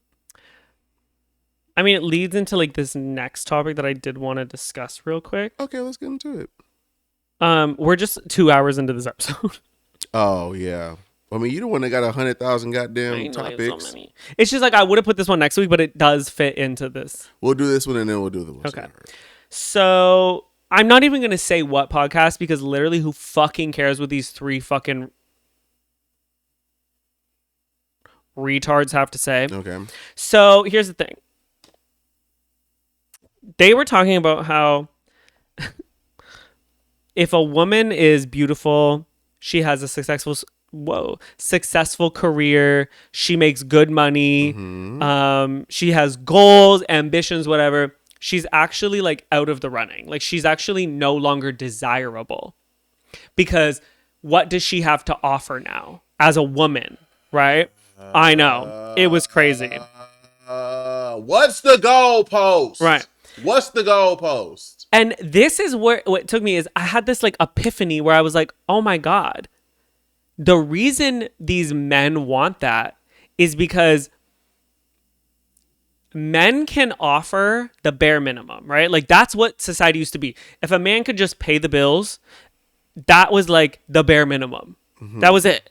If a woman would stay home, take care of kids, whatever. She was an accessory. She wasn't like the man was the star, right? Like he did whatever. But he didn't have to do a lot. He just had to provide. That was it. Now, if a woman has money, that financial compensation, that financial addition that the man provides isn't really like useful. So what else does the man have to provide? Nothing.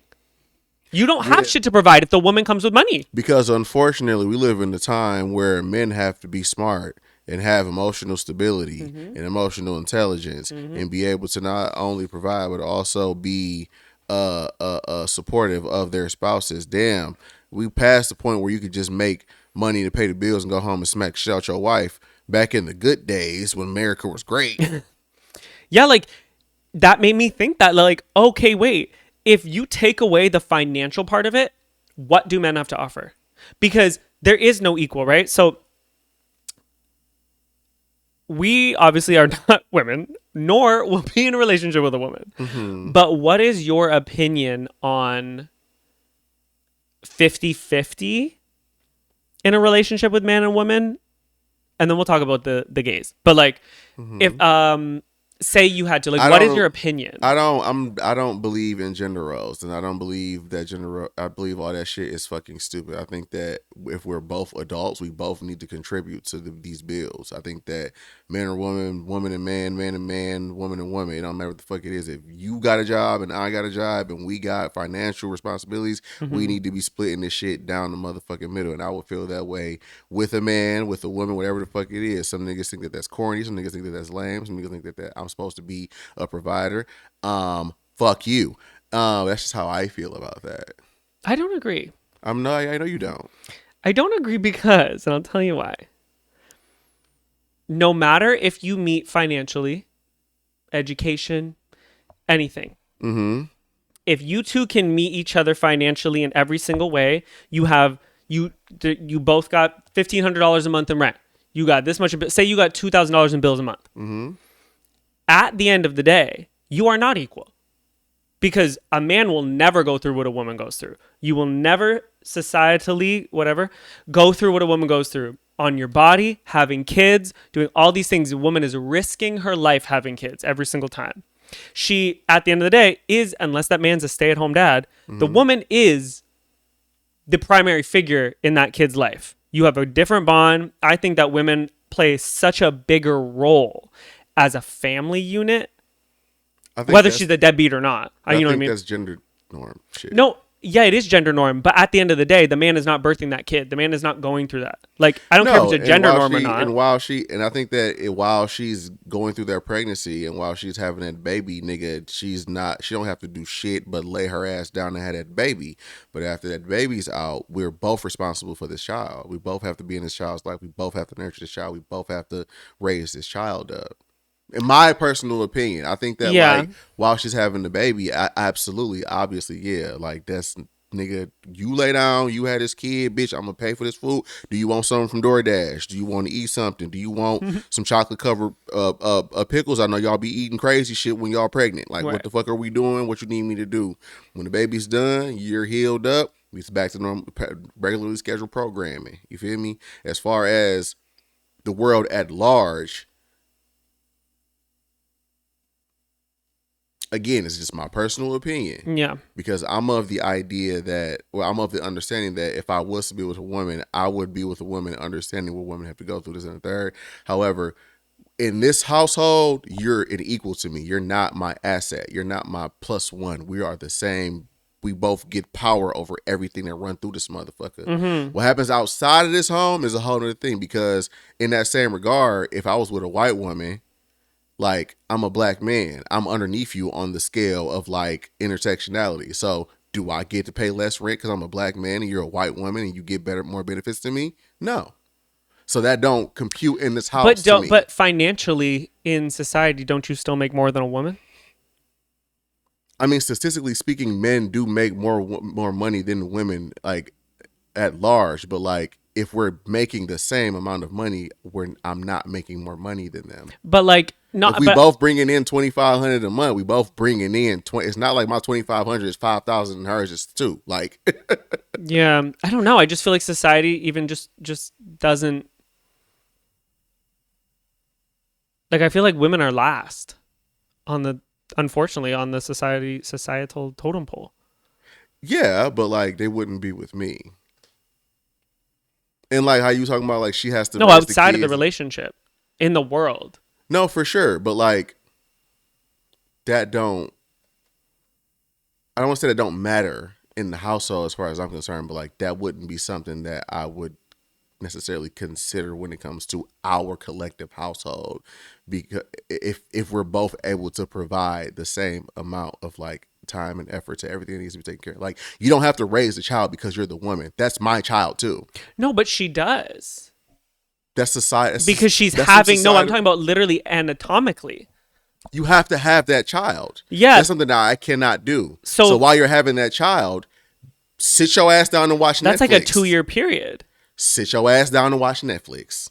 I don't give a fuck if it take you 3 years to heal back up. Yeah. You sit your ass down, you watch that Netflix, you tell me what the fuck you saw on TikTok, and I'm gonna go take my ass to work. But then when you done healing up after them 2 years, it's back to regularly scheduled programming. We splitting everything. We making sure we sharing the responsibilities. Yeah. I don't know. Just like if she was working and I broke my fucking leg, like I can't work, so she has to work. Well, like, because in society though, like women don't get that much time off in America, so she really has to give birth and go back to work. But she wouldn't in my household. So she'd be fired. She can't just take leave. You know what I mean? She'd have to quit her job and then find another job. But that's not realistic in the economy we're in. You know what I mean? Like that's not a realistic thing. Like women can't just quit their jobs if they have a career because they have a baby, because then they're not going to be, you know what I mean? Like it's not realistic in the society. So then It's a tough. So what are you saying? Like I'm I don't saying get, that men like, should pay more. I do think so, because it's not, because for me, obviously we have different. I mean, we're not with women, but it's just that a woman doesn't have the luxury of sitting at home watching Netflix. Alex said, "Fellas, is it gay to date a woman with ambitions and goals?" Yeah, go ahead. Yeah, it's like at the end of the day, the woman can't sit at home and do whatever. Like a lot of women have to give birth and go back to work like right away. Like they don't have that luxury. So it's like, so I had to go through all this for 9 months going to work, because I still have to go to work for those 9 months. But even in that situation, like I believe that when I say that, I feel like even in straight relationships, like things have to be equal and fair. I mean that like you have to be realistically fair as well. Like if I have the understanding that she has to have this baby, pop this baby out, and then go straight the fuck back to work, you're going back to work part-time. But they don't have that option. The women, they don't have that option. That's why I looked up all this stuff before I was doing this. Okay, so then if you have to go back to work full-time, I understand that you just had a baby. So like I'll take more of that stress. I'll pay more while you're healing and shit like that, because you just pushed a child out of your body. Like, yeah, it's unfair. It would be unfair for me to be like, okay, bitch, with the baby gone, like where your 1,200 at? Like, no, nigga, give me 5 instead. Like, yeah, I mean, she's still gonna make 12, like 6. but you know what I mean, like, yeah. I don't know. That's what I think. Yeah, like, I know. We're both men. If you broke your leg tomorrow and you couldn't go to work, it's just like, okay, like you'll be able to get leave for like 2 weeks. Like if you that's why in our situation it's different. Because I don't have to go to work. Do you know what I mean? Or if like I can take time off of work. That's why I feel that way. Because I was like, the gay thing is not even relevant to it, because a woman's supposed to go to work. Well, I think it's the same thing in some aspects. Like if you had a like actual job, like I had, not an actual job, I don't say it like that, but like if you had employment the way I have employment, like where we both get up every day, we go to work from 7 to 4, and we both come home. It's like there is an amount of money that you make doing that, and we would have to split the responsibilities. But like if you fucking snapped your arm and you can't work for fucking 2 weeks. But I can't, but as a woman, I can work. I still can. I have to go. That's why it's not the same.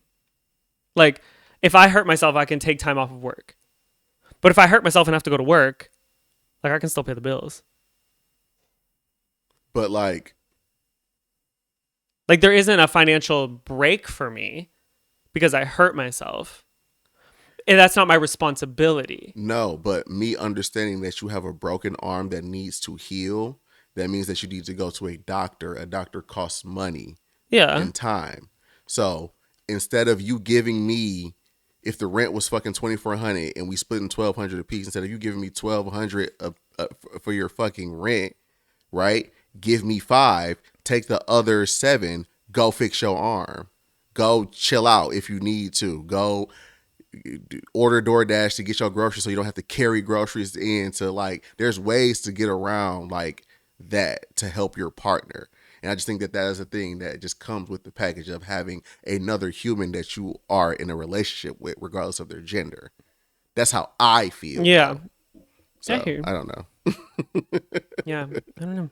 I was just listening to a Coco Jones talk about it today, and I was like, huh, that makes a lot of sense. Because she was saying that. She was like, a man is never going to have to go through what I go through. He could break every bone in his body. He's still not going to have to go through what I have to go through. Because he could take off time. He could take sick leave. I can't be pregnant and take sick leave. They don't allow it. Like all that stuff. She was like, you'll just never have to go through what I have to go through, no matter what. Because I still got to hustle my ass. 100%. And all these things. She's like, so you just won't ever have to go through what I have to go through. No. And like, but it's your decision. Even after I have this baby, yeah, like I don't just have a baby. I still have to go to work, breastfeed. I still have a lot to do as a woman that like the man doesn't have to do because he didn't have the baby. So like I have all these responsibilities that continue long after the baby that I still have to pile this thing on. But like you don't have to do that. You just live your same regular life. Yeah, you got to take care of the kid, but it's like different. But I don't have to breastfeed and I don't have to fill up.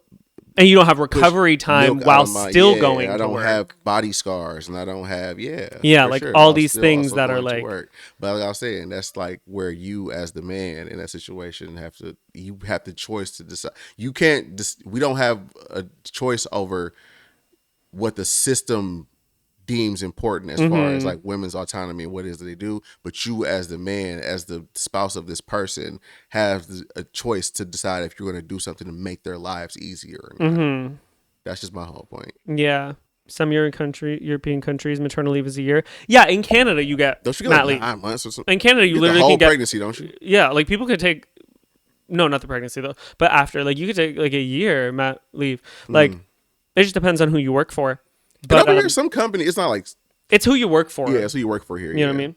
There's like country standard and then there's like a who you work for standard.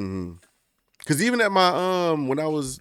During the interview at the job I'm about to get at, she asked me if I had kids. I'm like, no. She was like, I was just asking because some people have kids and they be worried like they'll get fired because they have to do this and the third. And like it was a lady that had...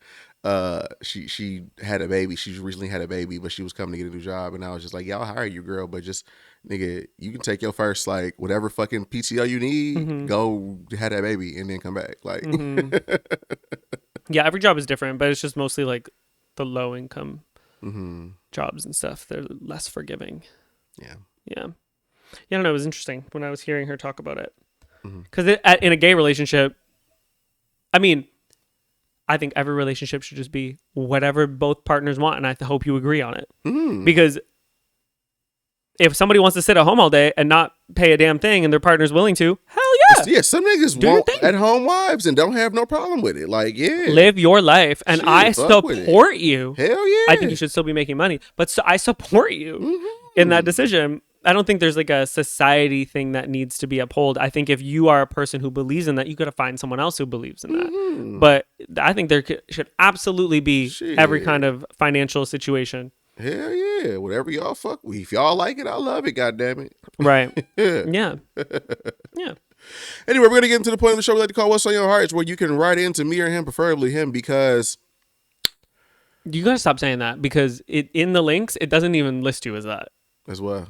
Somebody to write in. It just says the What's on Your Heart, the Emmizzie podcast. Well, you can write into the Emmizzie podcast, or you can go into the Discord and right underneath the What's on Your Heart tab, you can tell us about anything that's going on in your life that you want some advice on, if you want to vent about something, or if you want me to just give you advice on what to do about that bitch that parked in your spot yesterday when that bitch noticed your motherfucking spot. And every time you go into work, that bitch noticed you parked there, but for whatever fucking reason, this bitch want to park in your motherfucking spot today, bitch. And it was fucking raining that day, and the spot that you had to get was fucking 6 spots back, so that bitch is not in your spot. I'm gonna tell you how you should throw eggs on that bitch car to fuck her paint job up. What's the first right in? Okay. So the first one says, my boyfriend and I have only been together for 1 year. Okay. Hold on, let me sit up straight. Because, damn it, we didn't talk about the fact that guys, we have a clips channel now. I meant to talk about it at the beginning of the episode. Fuck, Aaron. So we have a clips channel. It's called the Emmizzie 2. I think it's just called Emmizzie 2, to be honest. Y'all looking at my skirt? Emmizzie 2. I made our first upload today. And there's going to be 2 uploads a week. One is like just a really good clip from the episode, and the other is a What's on Your Heart. They'll always be uploaded. The What's on Your Heart was uploaded already today. That will be linked below. Oh my God. So your What's on Your Hearts will always make it to the thing. I'm so mad I didn't say that earlier. So, first write-in. My boyfriend and I have only been together 1 year. Okay. They also spell only with 2 L's. So, mind you, this person is already illiterate, stupid, uneducated, slow. He always talks about how his Serenity, is it? No, it's not. Okay. Imagine in the live chat, I'm like, it's this dumb bitch in a little heart trap. God damn. He always talks about his work girlfriend. He literally calls her that. Right. But insists it has nothing. Sorry, but insists it ain't that serious. Right. But insists it's nothing because she's ugly. Work. Oh, please. Wait.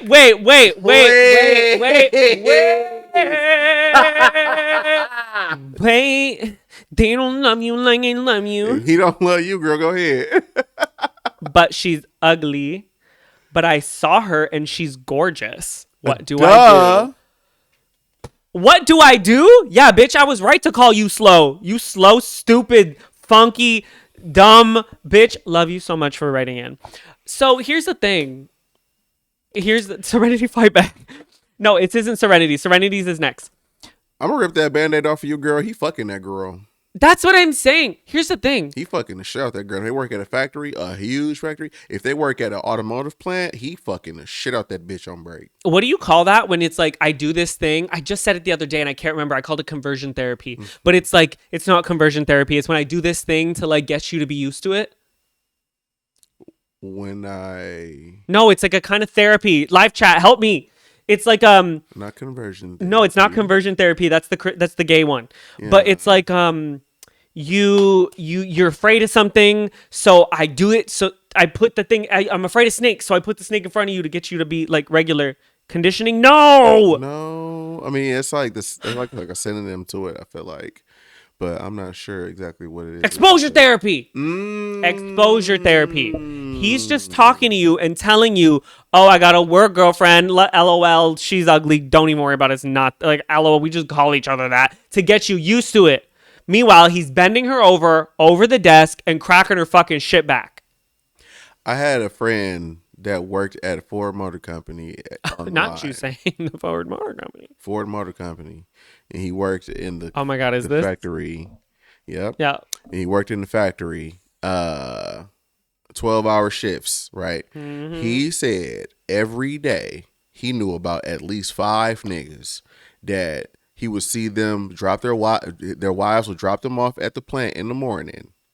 This nigga will go in with breakfast that she made for him and he'd give it to his work bitch. He said on multiple occasions that he has caught people who have wives that drop them off in the morning. He has caught them fucking coworkers at the job because there's little sections where cameras don't pick. When you working 12 hours in a fucking plant, we working 12 hours period at any place. That is where you live. Like that's your life place. Yeah. Like those are your friends. That's your everything. Everything, right? So if your husband works somewhere for a long period of time and he got a work wife, that is his real wife, bitch. You're the nigga that helps pay the rent. You're the transportation to get to Bambi work. says she's probably a supermodel and he's eating her coochie in the Honda Civic on breaks. Oh, niggas! He's sniffing her booty hole at work conferences. Work conferences is crazy. Is crazy. No, bro. Bambi, how have you not been blocked yet? You know, because niggas that when you work at Ford, you get a huge discount on cars. A discount, bitch. Niggas, discount on dick. Hey, niggas be getting expeditions and big ass Ford Equinoxes and all type of shit, and they Making be pipes, getting pipes. They be they'll put the pipe on that motherfucker, buy it, put the seats back, and pipe your bitch, brother. No. Yes. Yeah, girl. Yeah. Girl, ma'am, sir. Bambi says, on my deployments, we call them boat boos. Married people playing house and fucking on deployments. Niggas be fucking they platoon mates in the military. Anybody who goes away for the military, I immediately assume that you're getting down. You fucking. No way you're not. You fucking, for sure. Oh, my God. You over there for 2 years, you ain't getting no pussy? Give me a Please. fucking break. Please. The missile. I've been gone for 2 years and you ain't getting no dick while I was gone? Please. Yeah, babes. So what do I do? It's only been a year. Move on. Like it's a year. Get the fuck on somewhere. Yeah. I mean, what you should do is show up unannounced, fuck some shit up, ask to see her, meet with her, whoop her ass because she probably knows you exist. Should bust the and window but not just her, okay? Not just her. Poison him. What? Hey. Not to kill him. Hey. Just like crazy diarrhea. You know what I mean? Ooh, you make him a smoothie before work. What's in that smoothie? Ipecac. Is that what it's called? Ipa what? Ipecac. Alexa, what's Ipecac? As a noun, impact is usually defined as the striking of one thing against Alexa, off. Guys, what is that called in the live chat? It's that thing that you Impact take. is fucking crazy. Yeah, Epicat. It's like a thing you take and it makes you like projectile vomit and shit, like whatever. Like it's fucked up. Yeah. Yep. Right in the smoothie. Put 3 servings of it. Put 3 scoop servings in that nigga smoothie. So when he's eating her coochie, he pukes in it. And then put it in his food too, so that when he's done, he think that everything is sweet and cool. Yep. He can finally find something to eat because you made him a burger. He gonna do it all over again. And if there's a company bathroom, there's only one. Put a python in the fucking toilet. So when he goes and shits, because he can't not. There's a fucking snake in there. Bite his balls. Piss me off. I agree. Next question. Serenity. You bitch in the live chat. Hey. So we've talked about this before, but Okay. I don't know. But obviously Serenity wasn't here. We're gonna bring it back. She asked this question. We're gonna re-rock the work. Serenity is not a her, it's a he. He. Bitch. Is that better, Serenity? Bitch does not have a gender attached to it. Bitch is definitely is for everybody. Yeah. Okay. So Serenity says, we're here to help, okay? Okay. What gets you out of a depressive funk and gets you motivated to do your daily tasks and be productive? After a week vacation, which I went back to the apps, I'm just feeling super defeated. They didn't say super, I just added that in. I'm feeling defeated about everything, and that has spilled over to me not taking care of my health. Like, I'm not going to the gym, and I'm eating a lot of junk food. Well, number one, get the fuck off the apps. 'Cause I'm sure you mean Twitter and Instagram and whatever the fuck it is like that. Take a motherfucking break. I don't check none of that shit. You check that shit first thing in the morning. I don't check that shit until I realize I haven't checked it. I've been so good at just not being on the internet over the past year. Mostly because I'm always working, but also because I just don't see no benefit in being a motherfucker. But me personally, I like to listen to certain music that I know will make me feel better or make me feel worse, and then eventually make me feel better. You ever just why are you looking at me like that? So you're like, damn, I feel like shit. I should put on some music to make me feel like shit. If I'm I used to be like that. I would put banks on if I was feeling like shit. If I'm sad or I'm upset, I'll put on some shit that'll make me mad, like Sada Baby, and I'll just be mad as fuck, for a little bit. But then I calm down after I'm being mad. I'm good at changing my sadness to anger because I'm Black in America, so I could just divert that energy to anger. That doesn't seem healthy. And then I'll just work it. But hey, it's better than just being mad and coming home and smacking the shit out of you. Hey man, you got one hit. I hope it works. Yeah, and I would like to. I hope it lands. And I would like to keep breathing. So, I do that. I've been getting into books and stuff, just listening to audiobooks or just people who make long form content on YouTube, just anything to just escapism is so important, and I feel like there's a bad stigma, but productive, a bad stigma on Astigmatism? I got one. I actually do. I feel like there's a stigma on like escapism, and people say we shouldn't be doing that because it's like we need to be in reality, and like that's not healthy. I actually think it's super healthy. It's called balance. I think you need things to like take you out of funks when you can't do it yourself. I think that's so important. Not everybody is able to just be like, you know what? I have these tools to take me out. Sometimes you need to watch a Jenna Marbles video. Sometimes you need to watch a podcast. You need to watch a thing.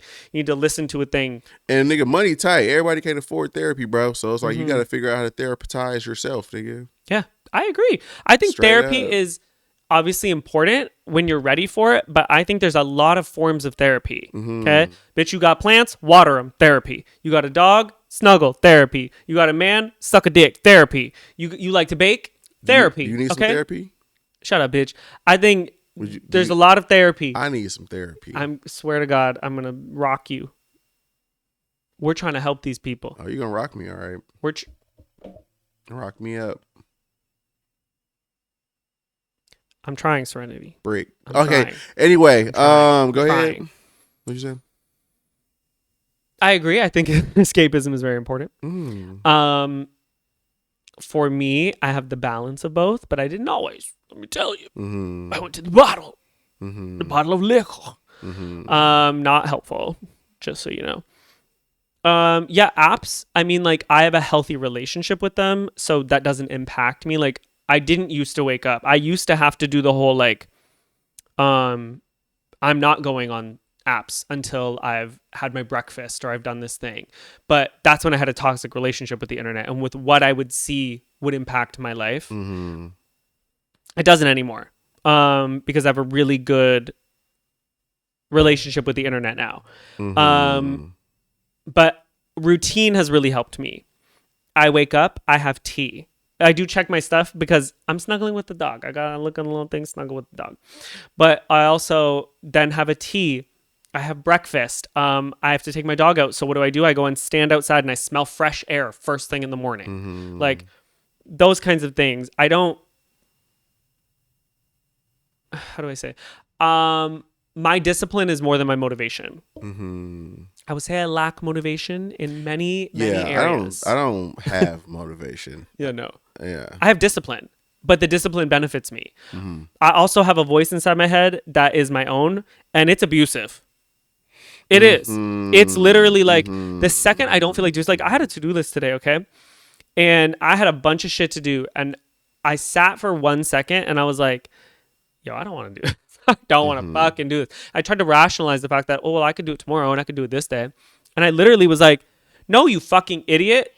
Like, no, you're so, like, no, don't do this to yourself. You don't do this today. Now you've just done yourself a disservice for what you could do tomorrow.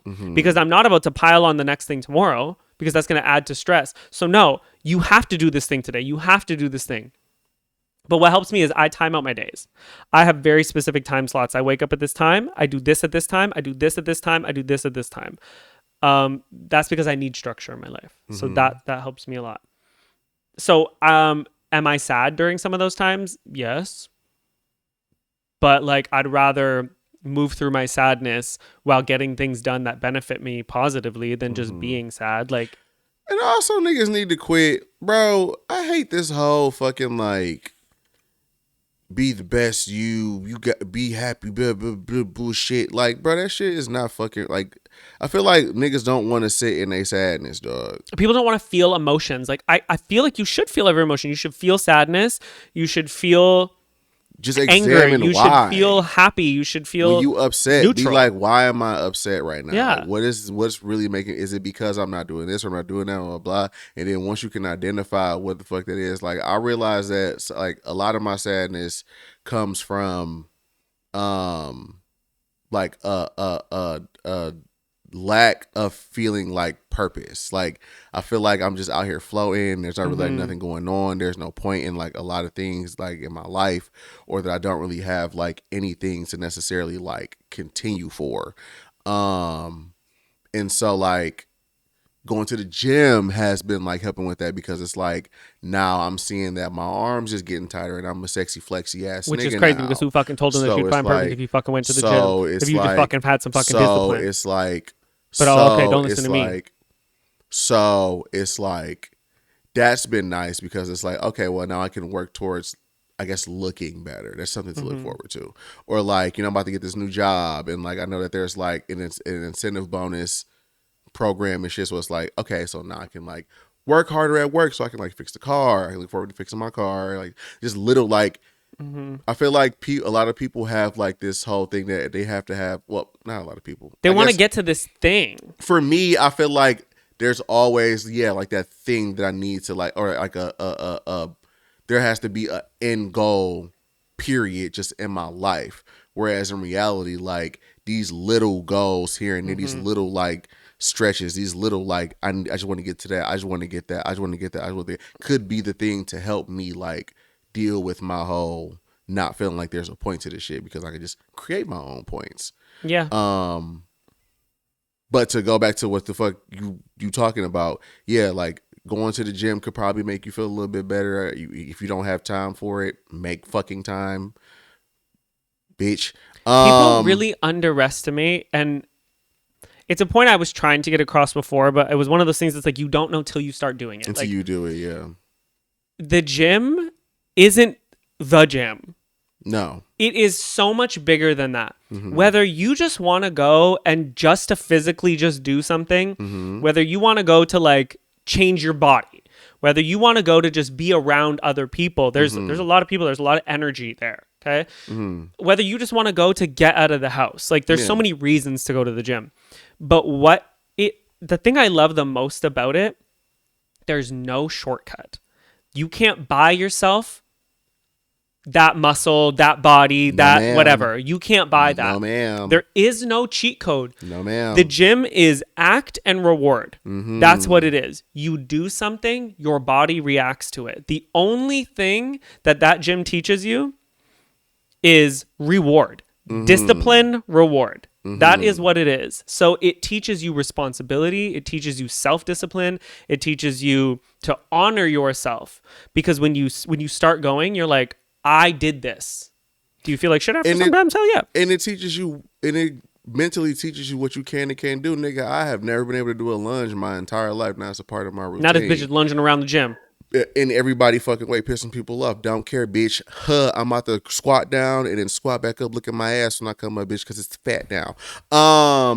But it's just like, I've never been able to do lunges. Now I can do lunges. And now sometimes I'll just be like, nigga, I got to doing lunges. Maybe I can get this job if I apply for it. Like, yeah, it just teaches you that. It's kind of like, indirect, but like, yeah, you know what I'm saying? It's the bigger picture of it, and the gym is just a simpler place to do, to develop that. You know what I mean? Like, action and reward, discipline and reward. It's like dance. You don't get better by not dancing.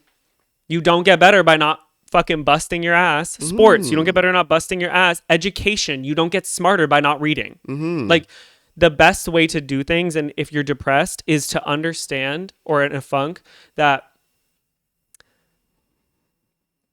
adding to your sadness, adding to your depressiveness doesn't help. You just add to it. So I said this before. You're going to be sad as hell eating that large pizza, and guess what? You still going to be sad, and your stomach going to hurt. I said this, I think like a few episodes ago, was when you feel bad, do something good. You have to offset it. You feel bad. Maybe you don't physically feel good. You feel like sluggish, lethargic.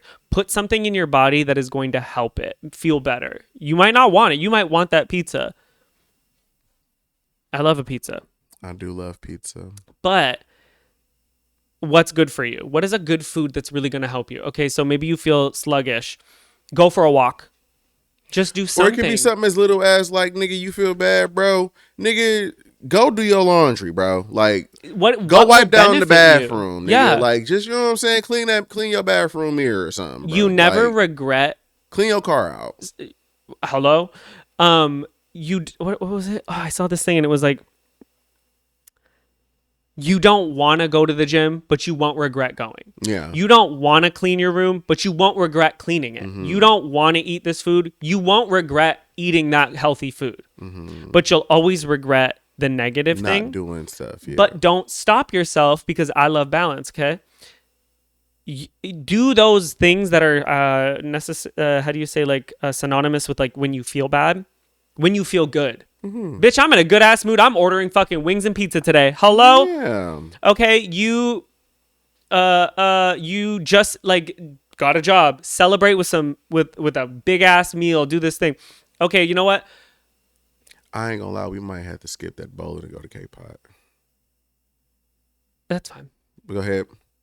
Yeah, like you just got this job. Like celebrate with something. Fuck it, I'm not going to the gym today. We're going to K-pop. Like do those things when you feel good, you know? Just don't make those things that are bad for you when you feel bad. You always want to offset that. That's my advice. I hope that really helped. But yeah, I hope that did something for you. It's just discipline is my biggest thing. Discipline. Yeah, and just figure out what you upset about and just like do something to kind of like offset that, bro. Routines. You'll be straight, man. Routines. All want to get up out of here, bro. This shit ghetto. I don't know. I like my life. There's just some fucked up shit going on, but I like my life. But that's what you got to understand. That's all part life of life, is man. Great. There's always gonna be things that are like not a fucking sleigh. Like there will always be shit like that. But it's like that doesn't make everything else shitty. Like I listened to that Meech and Gretchen interview when I was at work, and he had asked her like what is her favorite part about life. And I was thinking about I guess what my answer is, and I think mine is just like life itself, like the ups and the downs, you know what I'm saying? Like shit, like you can have the best sex you ever had in your fucking life and your mama could die on the same day. That is a reality. Yeah. And like just being able to just flow through the both of that shit and just like figuring out how to navigate, you know what I'm saying? Like it should make you grateful for those other things. Yeah. You know, a bad day doesn't mean a bad life. Like it doesn't. No. A bad hour doesn't mean a bad day. No. Like, bitch, I was in a terrible fucking mood before this podcast. Woo! Sure was. I was hot. Sure was. But I'm happy and I'm here. You know? Serenity says, I like your life too. I'm so jealous. You got your man in a ring and I'm all alone. Girl, but you don't understand. And this bitch, this has been a long road. It's been a rocky road. But like, I think what people don't understand is obviously we like roast each other. We do crazy shit. We talk shit on the internet all the time. We would never put our actual problems on the internet. We would never put out or air out the things that we go through together on the internet. Like there is a balance. So while people would look at us and be like, couple goals, if you ever divorce, niggas always saying couple goals. I'm like, bro, y'all have no You don't clue. know. Y'all don't know how ghetto it can get. We go through a lot. I mean, like this hasn't been the easiest. I mean, we have it a lot easier than other people. Well, for sure. Obviously, yeah. It's not like we fucking knocking each other between the washer and dryer. But no, still, no, but like there's stuff, there's things, but it's like I would never share that. You know what I mean? We have boundaries with what we put on the internet. I share so much of my life. There's a lot of stuff I don't share because one, it's none of your fucking business, and two, because you do have to have stuff that is like, you know, sacred to your relationship. I know you have your issues. Don't get it twisted. It's just that you have a partner, a true partner, works through the BS with you, not abandons you. Yeah, but what you don't yes, correct. Yes. But it has obviously been times where we have been like, do we do this? Should we continue this? But thankfully we said yes. Yeah, and a part of that shit too is just like not accepting shit, bro. Like you can find it. I don't think it's as hard as niggas think it is to find somebody. I just think you got to just be willing and just like sift. I mean, we don't know what the dating pool is like. To be fair, it's been 7 years. No, but I just feel like you got to be willing to go through 500 bullshit niggas to find that one. Like you got to be able to like have the stomach to just deal with 500 ain't shit niggas to find the one that's good for you. Yeah. And stand on all 10 toes, nigga. Yeah. And come back next Wednesday at 8 p.m. because this has been the Emmizzie podcast. Longest fucking episode ever, almost 3 hours. Almost 3 hours. You niggas is welcome, whore. Watch the whole thing. If you watch the whole thing too, then beautiful girl. I'm Edmon. This is Nicholas. What did we say at the end of the thing? I don't know. All the links are below if you made it this far. Thank you. Go check out our Clips channel. It's linked below. Yep. Okay. That's it. That's all, folks.